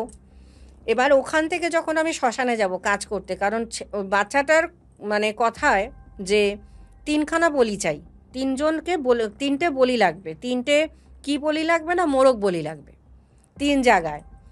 কোথায় কোথায় না, ওখানে 3খানা মন্দির আছে শ্মশানের মধ্যে। একটা হচ্ছে মা কালী আছে, একটাতে আছে শিব ঠাকুর, একটা আছে ছিন্নমস্তা। এবার শ্মশানে গিয়ে যখন আমরা পৌঁছালাম, বাচ্চাটা রীতিমতন মানে অসুস্থ একেবারে, মানে কিছুক্ষণ পর পর বমি করছে, কিছুক্ষণ পর পর বমি করছে। এতটাই মানে অসুস্থ হয়ে গেল, মানে চাইছে যাতে মানে ওকে যাতে আর কোনো রকম রিচুয়ালে না বসানো হয়। মানে এরকম অসুস্থ হবে, তাহলে বলবো না ঠিক আছে বাচ্চাটা তো অসুস্থ হয়ে গেছে, আজকে আর পুজো টুজো হোমযজ্ঞ করবো না, কালকে দেখা যাক, মানে এইরকম একটা চেয়েছিল। কিন্তু ওর মা বাবা খুব ভয় পেয়ে গেছিলো যে এইরকম অবস্থায় বাচ্চা কি করে পুজোতে বসবে, মানে এইরকম অবস্থাতেই ও বসবে। আর আমার সঙ্গে সবটা রিচুয়াল আমি ওকে পালন করাবো বসে। রাত্রিবেলায় সন্ধে যখন নাকি হয়ে গেল, আমরা যখন যে যার মতন বসলাম কাজে, রাত্রি 1:30 থেকে 2টো পর্যন্ত ওই শ্মশানে হোমযজ্ঞ সমস্ত চলল। কিছুক্ষণ পর পর যখন নাকি বাচ্চাটা যখন হোমের আহুতি দিচ্ছে, বিশেষ করে যখন ডাকিনি অ্যাপ্লাই করছি যখন, কারণ ডাকিনিকে তখন আমি পজিটিভ শক্তিকে কাজে লাগাচ্ছি স্পিরিট রিমুভের কাজে। তো তখন যখনই ওই মানে ডাকিনির যখন নাকি হাওয়ান শুরু হয়েছে, পুরো বডি মাঝের মধ্যেই ভীষণভাবে কেঁপে উঠছে, আর ওখানেই পারলে ও নিস্তেজ হয়ে পড়ে যায়। তো যথারীতি যদিও সেখানে চণ্ডাল দিয়ে ওকে আমি পাওয়ার দিয়ে গেছি, একদিকে ওর চণ্ডাল ধরেছি, পাওয়ার দিচ্ছি, আর ওকে দিয়ে আমি হোম করাচ্ছি বসে বসে। করানোর পরে কাজটা যখন শেষ হলো, কাজটা শেষ হওয়ার পরে আমি বললাম যে ঠিক আছে এবার বাচ্চাটাকে আপনারা নিয়ে যান। আমি আমার যেখানে স্টে করেছিলাম সেখানে ফিরে আসলাম আবার। রাত্রেবেলায় যখন ঢুকছি তখন দেখলাম যে ফিউজটাই উড়ে গেছে পুরো ফ্ল্যাটের। কোনো মানে ফ্ল্যাটের কোনো মানে ফিউজ নেই কোথাও। একটা অ্যাপার্টমেন্টে ছিলাম আমি, সেখানে নেই নেই করে অনেকগুলো ফ্ল্যাট আছে, পুরো বিল্ডিং সেখানে উড়ে গেছে লাইন। যার অ্যাপার্টমেন্টে ছিলাম তাকে ফোন করলাম, তখন রাত্রি বাজে 2:30 পৌনে 3টে। সে ফোন করে ইলেকট্রিশিয়ানকে ডেকে আনলো, তুলে আনলো বাড়িতে গিয়ে। সে বারবার ফিউজ লাগাচ্ছে, 2 মিনিটের মধ্যে আবার ফিউজ উড়ে যাচ্ছে। এরকমভাবে ভোর 4টে অবধি চলেছে আমাদের সেদিনকে। 4টের পর যখন নাকি হালকা হালকা মানে আলো হবে, আমি যথারীতি খুব বিরক্ত হয়েই আমি বলছি আমি আজকে আর শুতে যাব না, আমি আজকে এটার বিহিত করে তারপরে শোবো, তাতে শুতে হলে শোবো, না হলে আর শোবোই না আজকে। তো শিষ্যগুলোকে সব বলে দিলাম তোরা সব চলে যা, আমাকে এই জায়গাটা ফাঁকা করে দে। ওরা ওদের মনে খাওয়া দাওয়া করে চলে গেছে তাদের রুমে। আমি রাত্রিবেলায় পুরো জাগা কানেকশানে আসবার জন্য। এবার যখন নাকি কানেক্ট করতে বসলাম এক একজনকে ধরে ধরে, সেখান থেকে দেখছি 8 জন উঠে আসলো, অথচ ওরা কিন্তু আমাকে বলেনি যে 8টা স্পিরিট আছে। 8 জন স্পিরিট উঠে আসলো। তার মধ্যে ওই নন বেঙ্গলি যেই ছেলেটা আমাকে সকালবেলা অলরেডি দেখা দিয়ে গেছে, তার সাথে ছিল 4 জন মহিলা। 4 জন মহিলা, একজন ছিল মুসলিম তার মধ্যে, আর মোটামুটি বাদবাকি যারা নাকি মহিলা ছিল তারা মোটামুটি হিন্দু সব। তাদের বক্তব্য যে আপনাকে মিথ্যে কথা বলা হয়েছে, আমরা এই বাচ্চাটাকে ছাড়া আমরা যাব না, বাচ্চাটাকে নিয়েই আমরা যাব। তো কানেকশানে যখন ওদেরকে জিজ্ঞাসা করছি যে বাচ্চাটাকে নিয়ে যাবার কারণটা কি, কিছু তো আছে যে হ্যাঁ আমি এটা পেলে আমি সন্তুষ্ট, আমি ছেড়ে যাব, আমি তো এখানে কাজ করতে এসেছি রিমুভের, তো আমি রিমুভ করেই যাব, তাতে বলো যে তোমাদের কি চাই, তোমরা কেন এরকম করছো বাচ্চাটার সাথে। তারা তখন রিপ্লাই করছে আমরা করব আর এটা করতেই থাকবো, আমরা কোনো রকমভাবে এখান থেকে যাব না। আমি যে না আমি তো রিমুভ করতে এসেছি, আমাকে তো রিমুভ করতে হবে। বলছে যে আমরা আমাদের যেটা চাওয়া পাওয়া সেটা আপনি করে দিন, আমরা তাহলে মুক্ত আপনার থেকে নিয়ে চলে যাব মুক্তি নিয়ে। আর আপনাদের চাওয়া পাওয়া, বলছে চাওয়া পাওয়া হচ্ছে এদের একটা কারখানা আছে, কারখানায় আমরা কাজ করতাম, তো কোনো রকমভাবে এই ব্যক্তি আমাদেরকে মেরেছে, তো আমাদেরকে মেরেছে শুধু তাই নয়, ওই যে শ্মশানে যেখান থেকে বাচ্চাটাকে প্রথমে আমরা ধরেছি, সেই শ্মশানেই আমাদের বডি আছে। এখন এই বডির ওপরে শিব মন্দির বানাতে চাইছে, ভাবছে ধর্মকর্ম করবে, আমরা চলে যাব। কিন্তু আমরা তো ওই বাচ্চাটাকে ছেড়ে যাব না। কিন্তু যখন নাকি আমাকে এই বাচ্চাটার মা বাবা বলেছিল, তখন বলেছিল যে ওদের কোনো রিলেটিভ চালান মাধ্যম বাচ্চাটার মধ্যে স্পিরিটগুলোকে ঢুকিয়েছে কোনো তান্ত্রিক দ্বারা। এইবার যখন কানেকশানে আসলো ভোরবেলায়, তখন তো আমি শুনছি অন্য ঘটনা, যে এটা ঢোকানো হয়েছে না, এটা ঢোকানো হয়নি, ওরা এটা নিজেরাই এসছে। অটোমেটিক এসছে। হুম। আর ওই শ্মশান থেকেই এসছে, যেখান থেকে ঘটনা এদের শেষ করেছে। এরা ভাবেছে যে ও পুঁতে দিলে তো কোনো রকম সমস্যা নেই, তার ওপর বিল্ডিং করে দেবো, আমি মানে লিগাল থেকেও আমি লিগেলি মানে ধরা পড়লাম না, আর এই বডি আর পাওয়াও যাবে না, এখানে একটা শিব মন্দির করে দেবো, তাহলে মুক্তি। কিন্তু এইটা তো যে ভাবছে যে একটা ওখানে আমি বিল্ডিং তৈরি করে দিলে ওটা মুক্তি পেয়ে যাবে, কিন্তু স্পিরিটকে কি আর থোড়ি ওরকম বিল্ডিং দিয়ে কখনো আটকে রাখা যায়? ও তো সূক্ষ্ম শরীর, যেখান দিয়ে সেখান দিয়ে সে বেরোবে, যেখান দিয়ে সেখান দিয়ে তাদের যাতায়াতের রাস্তা হবে, ওইখানে থাকবে না, অন্য কোথাও থাকবে তারা গিয়ে। তো তারপরের দিন 8টা সাড়ে 8টা নাগাদ আমাকে রিপ্লাই করা হলো যে আপনাকে এই কাজ করতে হবে না, আপনাকে আমাদের এই কাজটা করতে হবে না, তাতে যা মানে আপনি চেয়েছেন তার থেকে আরও ডবল টাকা নিয়ে আপনি চলে যান। তো পরে এবার আমি যখন বললাম যে তাহলে বাড়িটা তো রিমুভ করা হলো না, আমি তো ওকে বাইরে কাজ করলাম শ্মশানে, বাড়িটা? বলছে অত সব আপনাকে চিন্তা করতে হবে না, আপনাকে আপনি যেটা চেয়েছেন তার থেকে আমরা ডবল দেব, কিন্তু আপনি চুপচাপ করে বাড়ি চলে যান। আমরাই তো আপনাকে ডেকেছি, আমরাই বলছি আপনাকে আর করতে হবে না, তাহলে আপনার তো কোনো অসুবিধা নেই। তো এবার বাড়ির লোক যদি না করতে দেয়, সেখানে তো আমি জোর জবরদস্তি করে তার বাড়িতে ঢুকে তো আর কাজ করতে পারি না। তো এই যে স্পিরিটের যে কানেকশান, স্পিরিটের সাথে যখন কানেকশান হবে না, তখন এমনি অটোমেটিক সব বেরিয়ে আসবে। তাহলে এইটা আমাকে একটা কথা বলুন, যে যখন কোনো আত্মা আরেকজনের শরীরে প্রবেশ করে, তাহলে যার শরীরে প্রবেশ করছে তার আত্মাটা তখন কোথায় যায়? তার আত্মাটা সেই বয়স তার ওই স্থূল শরীরেই থাকবে, তাদের সাথে থাকবে। মানে তো সেই আত্মাটা নিজে বুঝতে পারে না যে আমি ওদের সাথে আছি, বা আমি ওকে হ্যাঁ ঢুকতে হ্যাঁ দেবো না? হ্যাঁ, সেই আত্মাটা বুঝতে পারে।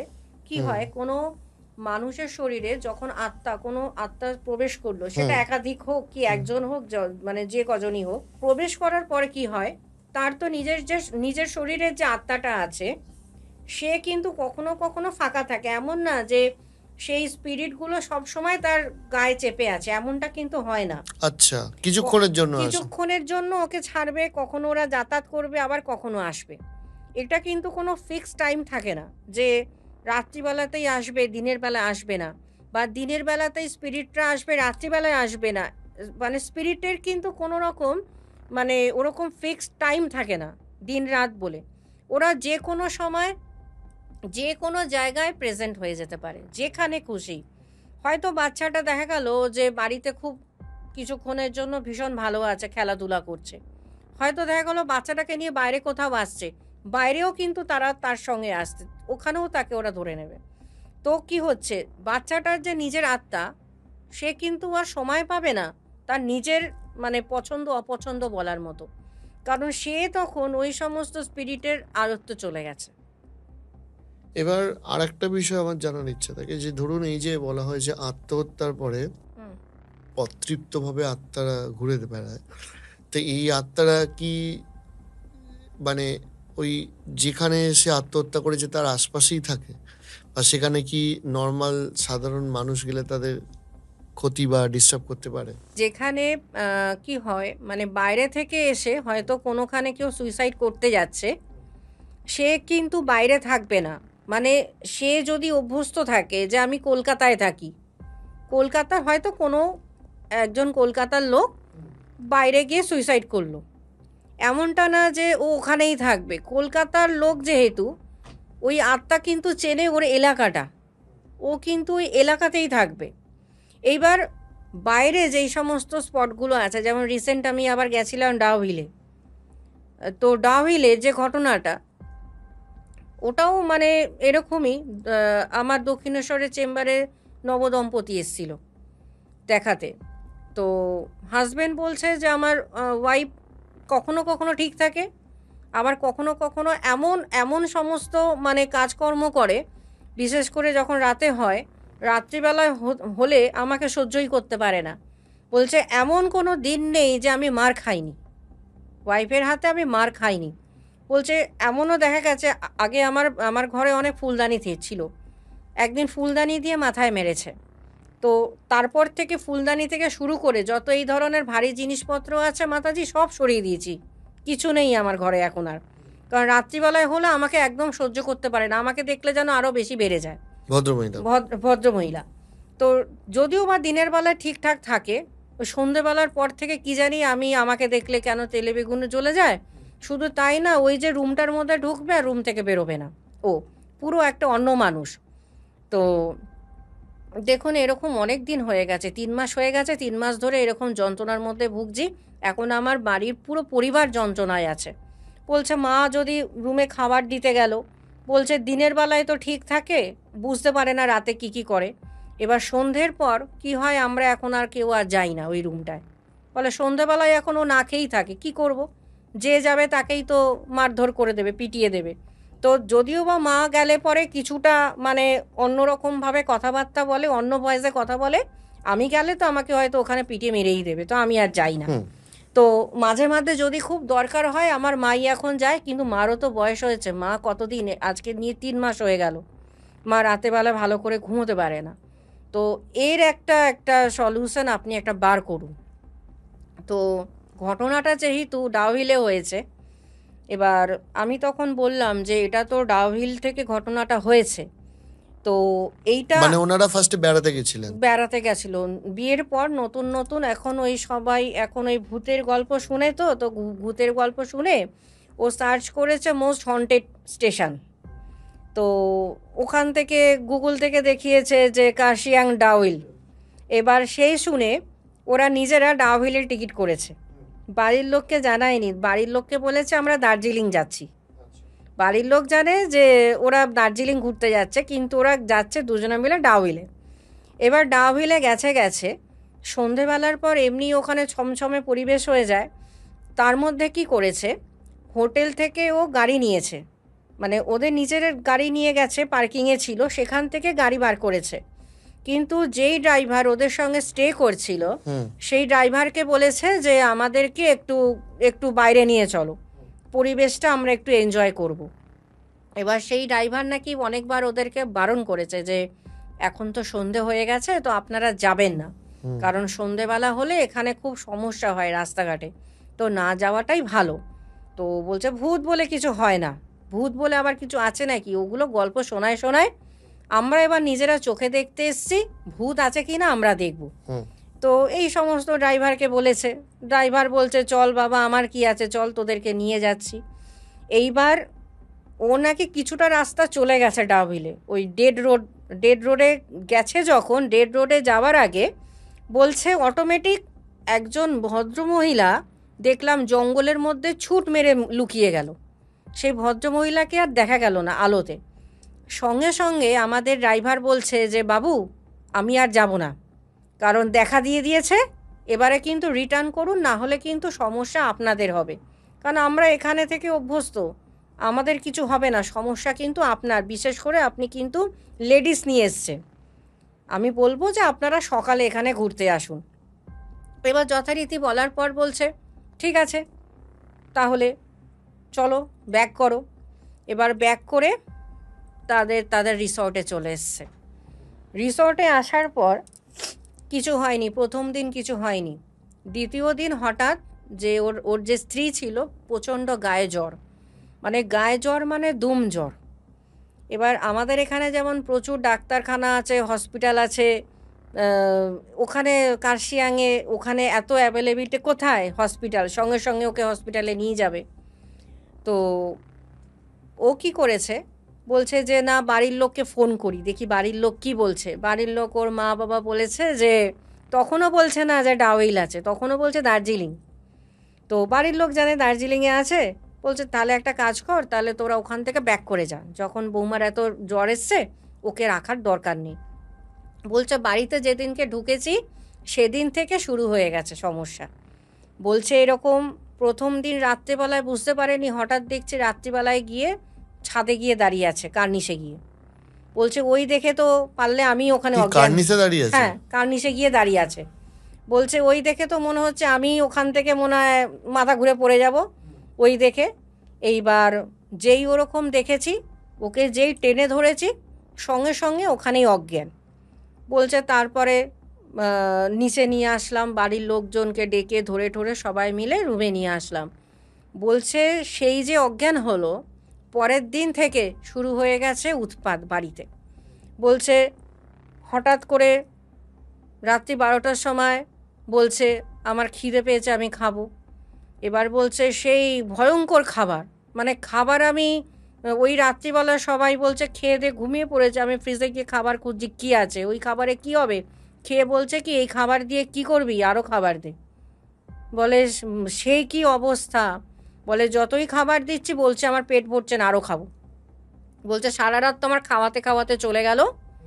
পরের দিন থেকে বলছে আমি স্নান করব না।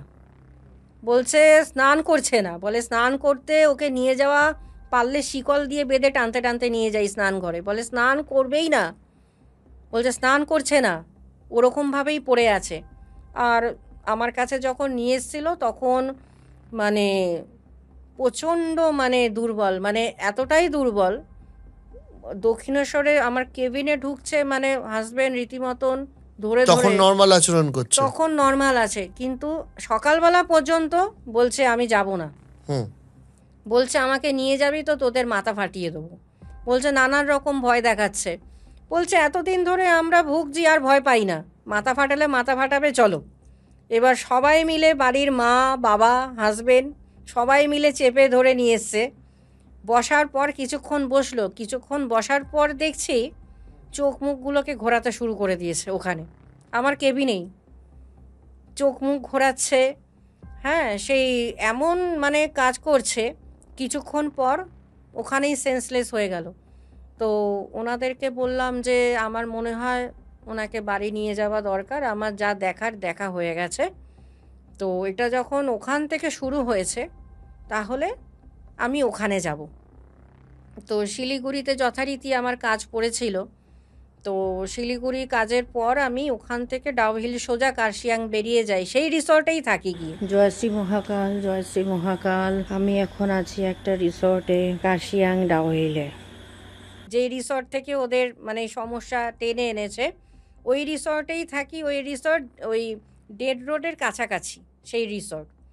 তো ওখানে যেদিনকে আমি গিয়ে ঢুকলাম, অনেক বড় একটা গল্প আছে, সেটাকে উদ্ঘাটন করতে আজকে আমি এখানে ছুটে এসেছি। 4টে 4:30 হবে যখন বিকালবেলা। তো রিসর্টে আমি তখন বলছি যে আমার রাত্রিবেলা একটা গাড়ি চাই। বলছে যে না এখানে তো রাতে তো গাড়ি তো দেওয়া হবে না, এখানে আমি তো অ্যালাউ করবো না রিসর্টের বাইরে পা দিতে আপনাকে। তা আমি বললাম যে না আমাকে তো বাইরে পা দিতেই হবে, বাইরে পা দেওয়ার জন্যই আমি এসছি ডাউহিল।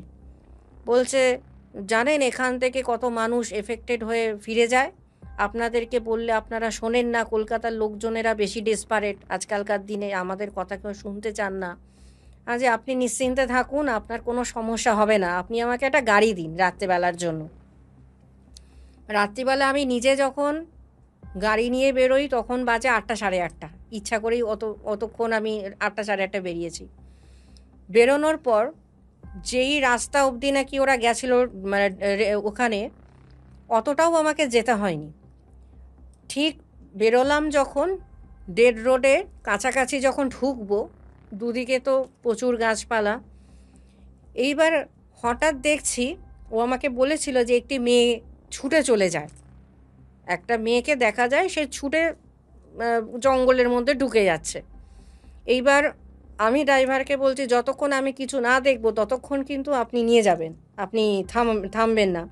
বলছে আরে আপনি তো খুব মুশকিল করছেন, এ তো জায়গাটা ভালো না, আপনি রাত্রিবেলা এরকম করছেন। আচ্ছা না আমি একটা জিনিসের খোঁজে এসেছি, সেটা না দেখে তো আমি যাব না, তাতে রাত্রি 8টা হোক 12টা হোক যতটা হোক। বলছে এখানে শুধু ভূত নয়, এখানে তো চিতাবাঘেরও ভয় আছে, চা বাগানে অনেক চিতাবাঘ থাকে। তো ধরুন কোনো কারণে চিতাবাঘই আসলো, আর চিতাবাঘ আসলে আসবে, আমরা তো গাড়ির মধ্যে, আমি তো গাড়ি থেকে বেরোচ্ছি না, চিতাবাঘ দেখলে আপনি তখন গাড়ি ঘুরিয়ে নেবেন। এবার সে তো কোনো রকমভাবেই যাবে না। তো সে যথারীতি নিয়ে গেল। নিয়ে যাওয়ার পরে হঠাৎ দেখছি মানে ডেড রোড তখনও পুরো উঠিনি, সেই দেখছি ওই মহিলা একটা, মানে একদম পুরো পরিষ্কার একটা গ্রাউন্ড পরা অ্যাশ কালারের, প্রচুর তো ওখানে পাইন গাছ, হঠাৎ করে জঙ্গলের মধ্যে ঢুকে গেল। আর এতটা কুয়াশা যে এইখান থেকে বসে ভিতরে জঙ্গলের ভিতর, সামনে জঙ্গল, আমি ভিতরটা দেখতে পাচ্ছি না, মানে এতটা কুয়াশা এখন ওখানটায়। এবার যেই ঢুকে গেছে, এইবার ড্রাইভার বলছে আমাকে, দেখেছেন তো আমি আপনাকে না করেছিলাম, এরকম করবেন না, দেখুন এবার কেমন সমস্যায় পড়তে হয়, এরকম পুরো রাস্তাটাই হবে, এবার পুরো রাস্তাটা এবার এরকম আপনাকে দেখা দেবে। আচ্ছা ঠিক আছে, দেখা দিক না, দেখা দিতে আমি দেখা করতে করতেই যাবো এর সাথে। এবার গাড়ি ঘুরিয়েছে, গাড়ি ঘুরিয়ে আবার এদিকে যখন যাচ্ছি, আবার সেই একই জিনিস, আবার দেখছি এদিক থেকে ছুটে যাচ্ছে পুরো, আবার কিছুক্ষণ পর পুরো ভ্যানিশ, তারপর আর দেখা দেয়নি। তারপরে রিসর্টে ঢুকলাম, রিসর্টে ঠিক তখন বাজে রাত্রি 12টা। হঠাৎ করে দেখলাম যে আমার যে বেডরুমের সমস্ত লাইট ব্লিঙ্ক করছে, ওখান থেকে বেরিয়ে আমি লনটা দেখছি, পুরো স্পষ্ট লনটা দেখা যেত আমার রুম থেকে। লনটার যে লাইট পোস্টগুলো আছে সেটারও লাইট ব্লিঙ্ক করছে। আর স্পেশালি যেই রুমটায় যেদিকে ওরা ছিল জঙ্গলের ওই দিকের রুমটায় কোনো গেস্ট রাত্রেবেলায় থাকে না। রিসর্টে রাত্রেবেলায় ওই রিসর্টে ওই রাতে কোনো গেস্ট ওরা ওই রুমটায় অ্যালাউ করে না তারপর থেকে, কারণ ওই রুমটাতেই বেশি সমস্যাগুলো দেখা দেয়। তো পরের দিন সকালবেলা যখন নাকি জিজ্ঞাসা করছি রিসর্টের ওদেরকে, বলছে যে এখানে আপনি অনেক কিছুই দেখতে পারবেন, চারিদিকে দেখা যায়, এজন্যই রাত্রিবেলায় আমরা গেস্টদেরকে বলি যে আপনারা এখান থেকে বেরোবেন না। তো পরের দিনও রাত্রে আমি যখন নাকি কানেক্ট করার চেষ্টা করি যে ও তো ওখান থেকে সমস্যা তৈরি হয়েছে, তাহলে কি সেইটা স্পিরিট না কোনো অপদেবতা না কি এটা, তো তখন দেখতে পাচ্ছি যে মা আর একটি বাচ্চা, মা আর বাচ্চা সঙ্গে কানেক্টে এসছে। এইবার যখন নাকি কানেকশানে এসছে, যখন জিজ্ঞাসা করছি যে মা বাচ্চাকে যে তোমরা কোথাকার, তোমরা কেনই বা এরকমভাবে ঘুরছো, তখন আমাকে বলছে অনেক অনেক বছর আগে আমি এই চা বাগানে সুইসাইড করেছিলাম, আর আমার ছেলে এখানে বয়েজ স্কুলে পড়তো, ওইখানে একটা বন্ধু নাকি ওর মাথা মেরে ফাটিয়ে দিয়েছিল। তো খুব ছোট ছিল, মাথা মেরে ফাটিয়ে দেওয়ার পরে ওর নাকি এরকম নাকি আস্তে আস্তে আস্তে নাকি বলে খুব শরীর খারাপ হয়, আর যখন নাকি ওরকম শরীর খারাপ হয় তখন আস্তে আস্তে বাড়ির লোক বাচ্চাটাকে স্কুল পাঠানো বন্ধ করে দিয়েছিল। তো তার আগে কিন্তু এই মহিলাটি মারা গেছে সুইসাইড করে চা বাগানে। তো আমাকে বলছে যে আমি আমার বাচ্চাটাকে রেখে এসেছিলাম, তো বাচ্চাটাকে তো রেখে এসে এরা কেউ দেখে রাখতে পারছে না, তাই অটোমেটিক আমি বাচ্চাটাকে খাদে ফেলে দিয়েছি, আমি আমার সাথে নিয়ে এখন ঘুরছি, আমার বাচ্চা এখন আমার কাছেই আছে। এইবার আমি তাহলে এদেরকে তুমি কেন ধরেছো, এদেরকে ধরার কারণ কি, এরা তো তোমাকে মারেনি। বলছে না, এরা তো নতুন বিয়ে করে এসছে, আমি যেমন আমার বাচ্চাকে পাইনি, এখন এদেরকে আর বাচ্চা যখনই দেখবো যে বাচ্চার জন্য এরা আসছে নতুন দম্পতি প্ল্যানিং, তখনই আমি এদেরকে ছাড়বো না। তো এইটা নিয়ে আমার 2 নম্বর ঘটনা, মানে ও বলছে এটা নিয়ে 2 নম্বর, মানে এর আগেও একজনকে এরকম করেছিল, যে তাকে মেরে দিয়েছে। হ্যাঁ তাকে মেরে দিয়েছে, এবার এই হচ্ছে পালা। তো এইবার এই ঘটনাটা যখন নাকি হলো, আমি যখন নাকি এসে এদের সাথে কন্ট্যাক্ট করেছি, তো এই ঘটনা এখনও সলভ করিনি আমি, তো এটা সলভ করব। এখন কাশিয়াং ডাওভিলে তো আমাকে সলভ করতে দেবে না ওখানকার লোকজনেরা, যে আপনি এখানে এসে কাজকর্ম করুন, তো দেখা যাক এবার আগামী দিনে কোনো একটা স্থান নির্ণয় করব। কারণ কানেকশানে যখন পেয়ে গেছি আর সলভের কারণও যখন পেয়ে গেছি তখন সলভ তো হয়ে যাবে ঠিকই। হ্যাঁ, তবে কার্শিয়াং ডাউহিলে করা তো সম্ভব না গিয়ে এটাকে সলভ। তাহলে এই যে অতৃপ্ত আত্মা, তারা কি যে জীবিত মানুষ তাকে মেরে ফেলতে চায়? হ্যাঁ, কারণ কেন? ওরা ওরা ওরা আত্মার বদলে আত্মা চায়। মানে কি হয়, এই যে যেমন মহিলাটি আগে মারা গেছে, তারপরে ও বাচ্চা থাকার কারণে নিজে মুক্ত পায়নি, বাচ্চাটার জন্য মা সবসময় বাচ্চার কাছাকাছি থাকতো। এবার বাচ্চাটাকে যখন নাকি স্কুল থেকে ওরকম করা হয়েছিল, বাড়ির লোক যখন নাকি স্কুল ছাড়িয়ে দিল, তখন ন্যাচারালি একটা মা ছাড়া বাচ্চা, এবার যখন মা দেখছে যে আমার বাচ্চা সেফ নয় এদের কাছে, তখন ছোট বাচ্চা একে ও খাদে ফেলে দিয়ে নিয়ে নিল নিজের কাছে। তো ও এখন শান্তি, মানে আমার ছেলে এখন আমার কাছে আছে। এবার ও যেহেতু বাচ্চাকে বড় করতে পারেনি বা ওর বাচ্চাকে যেহেতু মারতে হয়েছিল, বাচ্চা এখন ওর কাছে আছে, ও এখন মানে এতটাই মানে মানে রেগে থাকে যে কোনো রকম নবদম্পতি বা এই ধরনের কাউকে যদি দেখে যে কেউ কনসিভ করতে চায় বা কেউ কনসিভ করে আছে, তখন তাকে টার্গেট করে ওখানে গেলে, তাকেও মেরে ফেলতে চায়? তাকেও মেরে ফেলতে চায়। তো এগুলো স্পিরিটের তো মানে একটা এই যে ভূত ছাড়ানো, এই ভূত ছাড়ানোর উপায় কি কি আছে? ভূত ছাড়ানো উপায় করতে গেলে আগে যাকে ছাড়াবো, যেই স্পিরিটকে আমি ছাড়াবো, সেই স্পিরিটের কানেকশানে আগে আসতে হবে। এটা হচ্ছে নাম্বার 1। দ্বিতীয় স্টেপ হচ্ছে, নাম্বার 2 হচ্ছে ওর থেকেই আমাকে জিজ্ঞাসা করতে হবে যে ওর যে আজকের যে এই যে আত্মারূপে যে আজকে ঘুরে বেড়াচ্ছে সূক্ষ্ম শরীরে, এইটার কারণটা কি। সমস্ত কিছুর তো একটা পিছনে একটা কারণ থাকে, কারণ ছাড়া পৃথিবীতে কিছু হয় না। তো এইটা কারণটাকে জিজ্ঞাসা করতে হবে যে কেন আজকের দিনে তার এই যে রাগ বা তার যে আক্ষেপ। আত্মারও তো এই যে আমরা কি করি, আমরা জীবিত মানুষের সম্বন্ধে জানতে পারি, কারণ একটা জীবিত মানুষ খুব ভালোভাবে নিজের সমস্ত মনের ইচ্ছা জানাতে পারে যে আমি এটা খেতে চাই বা আমি অমুক জায়গায় যেতে চাই বা আমার ওই কাজটা এখনও অসম্পূর্ণ আছে, সেটা আমাকে গিয়ে করতে হবে। এবার স্পিরিট যখন হয়ে যায়, সে তো আর তখন মানুষকে এরকমভাবে এসে বোঝাতে পারে না, বা কোনো মানুষ তো তার কানেকশানে আসবে না হুম। যে আমাকে তোমার বলো তোমার তোমার দুঃখের কারণ বলো। ওটা কোনো মানুষই শুনতে চাইবে না। তো ভূত নিশ্চয়ই ভূতকে গিয়ে বলবে না। তখন ওরা কি করে, ওরাও কিন্তু কাউকে খোঁজে হেল্পের জন্য। ওরাও কিন্তু মুক্তি পেতে চায়, এমন না যে ওরা মুক্তি পেতে চায় না, কিন্তু ওদের যে কথা, মানে ওদের যে কথা সেটা বোঝবার মতন ওরা মানুষ চায় যে আমার এটা বুঝুক, যে আমার কষ্টটা কোথায় সেটা আগে বুঝুক। যতক্ষণ ওরা বোঝাতে না পারবে ততক্ষণ কিন্তু ওদের মন থেকে রাগটাও যাবে না।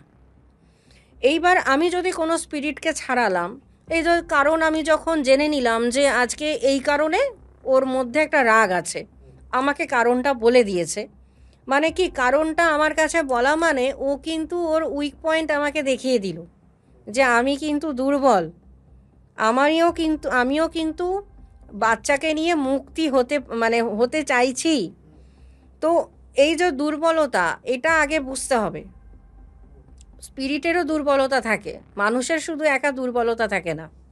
আগে তাদের দুর্বলতাটা বুঝতে হবে যে তারা কিসে দুর্বল, তারা কিসে তৃপ্তি বোধ করছে, সেই অনুযায়ী কাজ করলে অবশ্যই সেই স্পিরিট ছেড়ে যাবে অটোমেটিক। এই যে ধরুন ভূত ছাড়ানো, এই স্পিরিটগুলো যখন দেহকে ছেড়ে চলে যায় তখন তারা কোথায় যায়?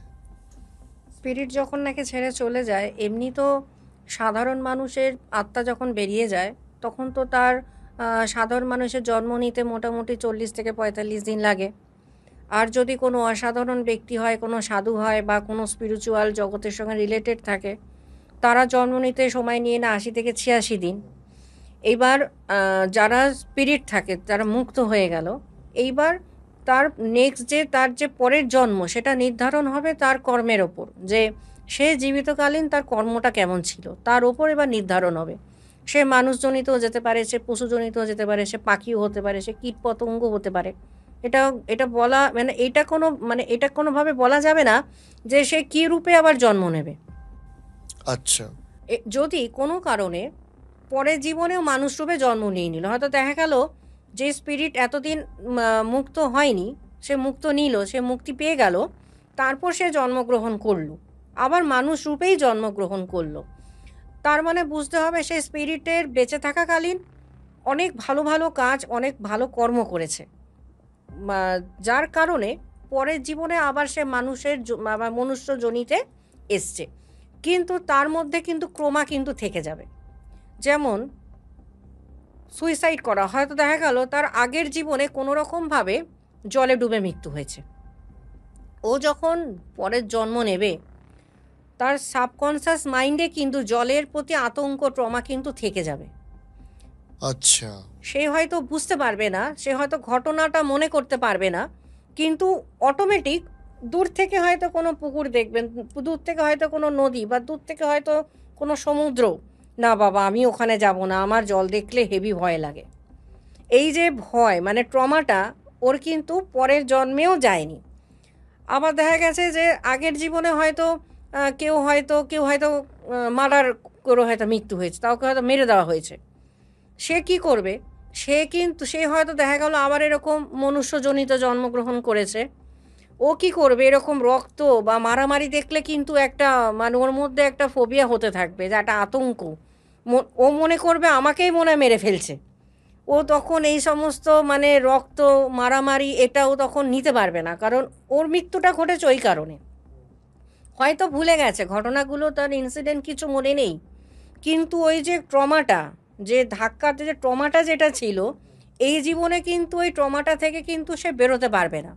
হয়তো অন্য কেউ হয়তো টিভিতে হচ্ছে বা অন্য কোনো অন্যত্র হয়তো মারামারি হচ্ছে, ও কিন্তু মনে করছে এই রে এবার মনে হয় একজন একজনকে খুন করে ফেলবে, এবার মনে হয় রক্তারক্তি হবে, বাবা আমি এখান থেকে চলে যাই।